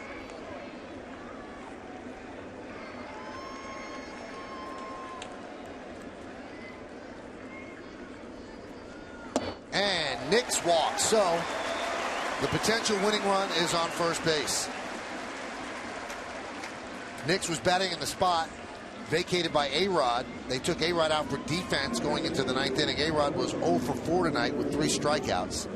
So Knicks in his first at bat walks, and that's going to bring up Granderson. Now this is a tough call. Yeah. Granderson can hit the ball out. Do you want to bunt and move Knicks to second? You've got Overbay coming up next. I can't remember Granderson bunting. He's not there, and it's a base hit to right field. Knicks will stop at second. So now the winning run is in scoring position for the Yankees.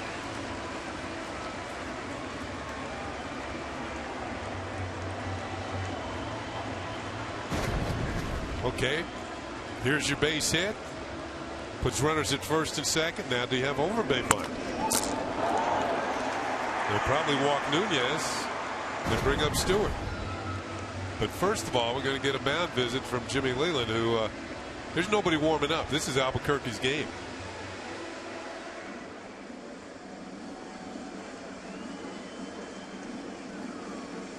Maybe he wants to talk defense with his infielders here.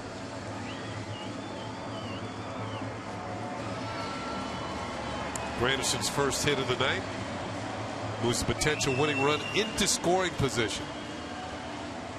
They've got one more guy in the bullpen. Joaquin Benoit. He's their closer. Now, while Leland was out on the mound, Nix was over talking to third base coach Robbie Thompson, so he knows exactly what's going on. They did not have Overbay bunt in Wednesday's game against the White Sox, and hit into a 5-3 double play in the same situation. And if they didn't have him bunt there, he probably is not a good bunter. Well, he doesn't have a sacrifice this year. Grounded. Foul. Grabbed there by fielder.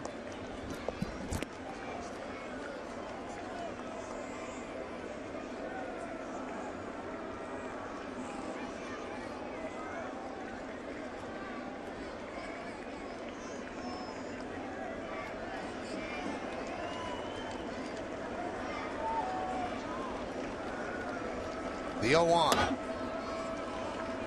1-1 to Overbay.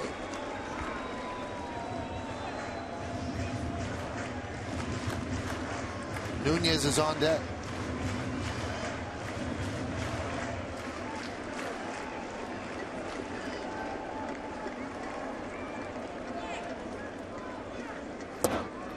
Count 2-1. Now, last time Overbay had a sacrifice bunt was 2011, so it's been a while. Overbay came within maybe an inch of ending the game on a pop-up by Cabrera. Just couldn't reach it near the Yankee dugout. Outfielders are playing shallow. They want to have a play at the plate.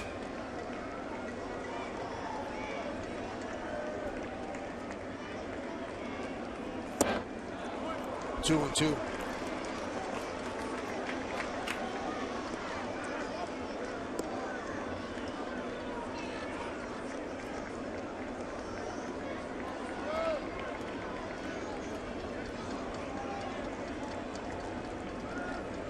And the righty deals. Grounded foul. A lot of sliders.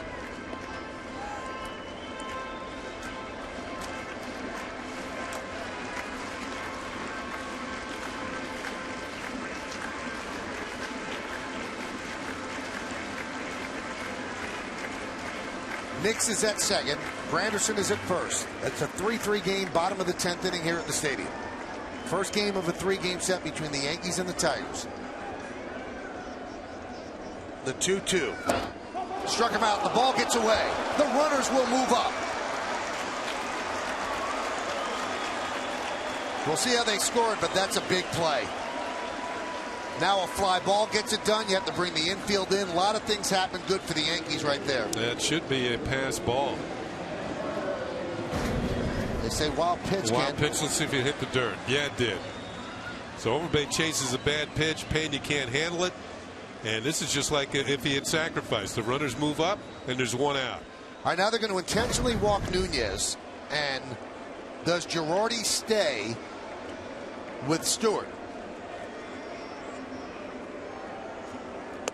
On the bench, the Yankees have Wells, Adams, and Romine. So you're not going to use Romine. Your choice is, do you want to send Wells up against the righty?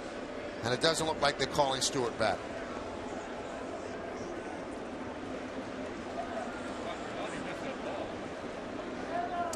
There's ball 4, so the bases are loaded.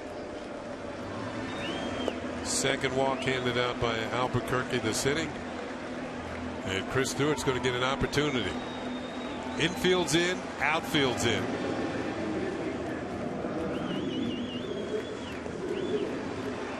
That's the Yankee bench. No lefty batter available. So they stay with Stewart. Nix is at third. Granderson at second. Nunez at first. All three very good base runners. Pitch up and in. Don't put it past Albuquerque to walk in a run. Does not have great control.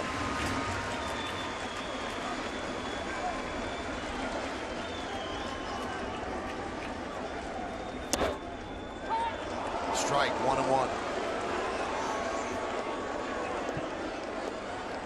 Of the three outfielders, Hunter the most shallow, then Jackson, and then Dirks.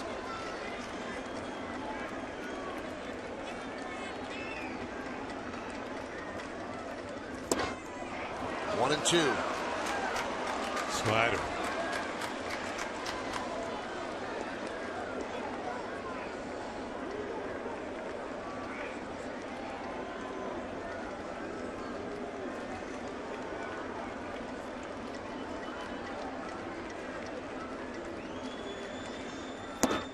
Strike three. Stewart down looking. A bad at bat for the number 9 batter. Now 2 outs. They can back up infield and outfield. And that'll bring up Brett Gardner.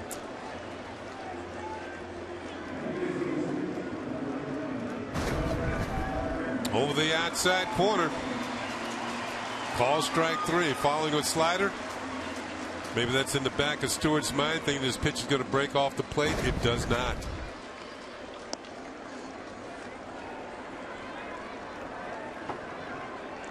Gardner walked in the first and scored, singled to left in the second, scored, singled to right in the 5th, then 2 fly balls to left.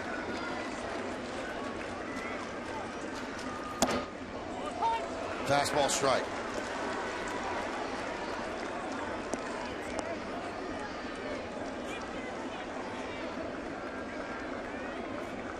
There's a guy who wants to cross home plate to end this night.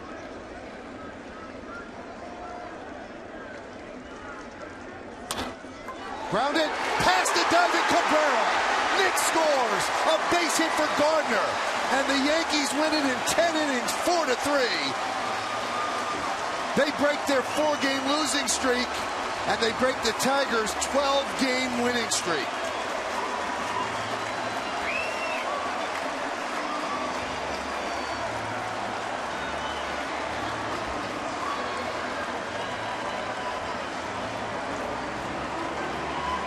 Kenny, that is a game they simply could not afford to lose. Well, Gardner's right man at the right time.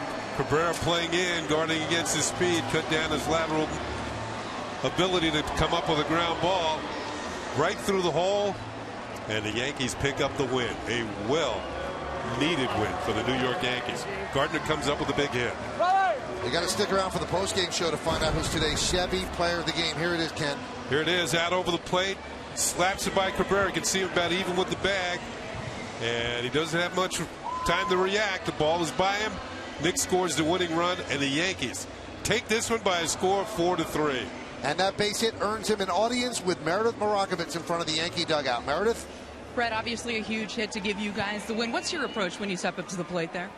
I was looking for a slider right there after he got a strike on me. I was looking for a fastball away first pitch, and he kind of came in with it, and then I was looking for a slider, and he left a fastball out over the plate, and I was able to get it through the...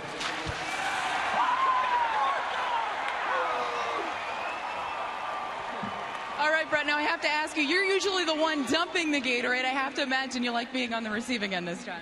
Yeah, you kind of gave it away. I knew it was coming, but it felt good. You look at that. How much do you learn from those previous at-bats in that inning heading to the plate? You know, guys did a great job of getting on base, and he's a guy that he has a little trouble throwing strikes at times and just looking for a good pitch to hit, and was able to get it. Snap a 12-game win streak for the Tigers. How much does this win mean to you guys? How much did you need this win? You know, we got a good bit of season left, 50 games or so, but we feel like every game right now is a must-win. You know, we got to try and fight and get back in this thing and come out, try and win the series tomorrow. You feel like one against a team that was as hot as the Tigers can help you guys gain momentum a little bit? Yeah, probably so, but I think at this point, it doesn't matter who it's against. You know, we got to come out here and try and get a win every day. Brett, thanks for the time. Congratulations on the win. Thank you. Michael, send it back up to you. All right, thank you, Meredith, and thank you to Brett Gardner as he delivers the game-ending single through the infield. He gets a Gatorade bath from Boone Logan and Alfonso Soriano. You can see the joy on the Yankees' faces. They needed them after blowing the lead in the 9th.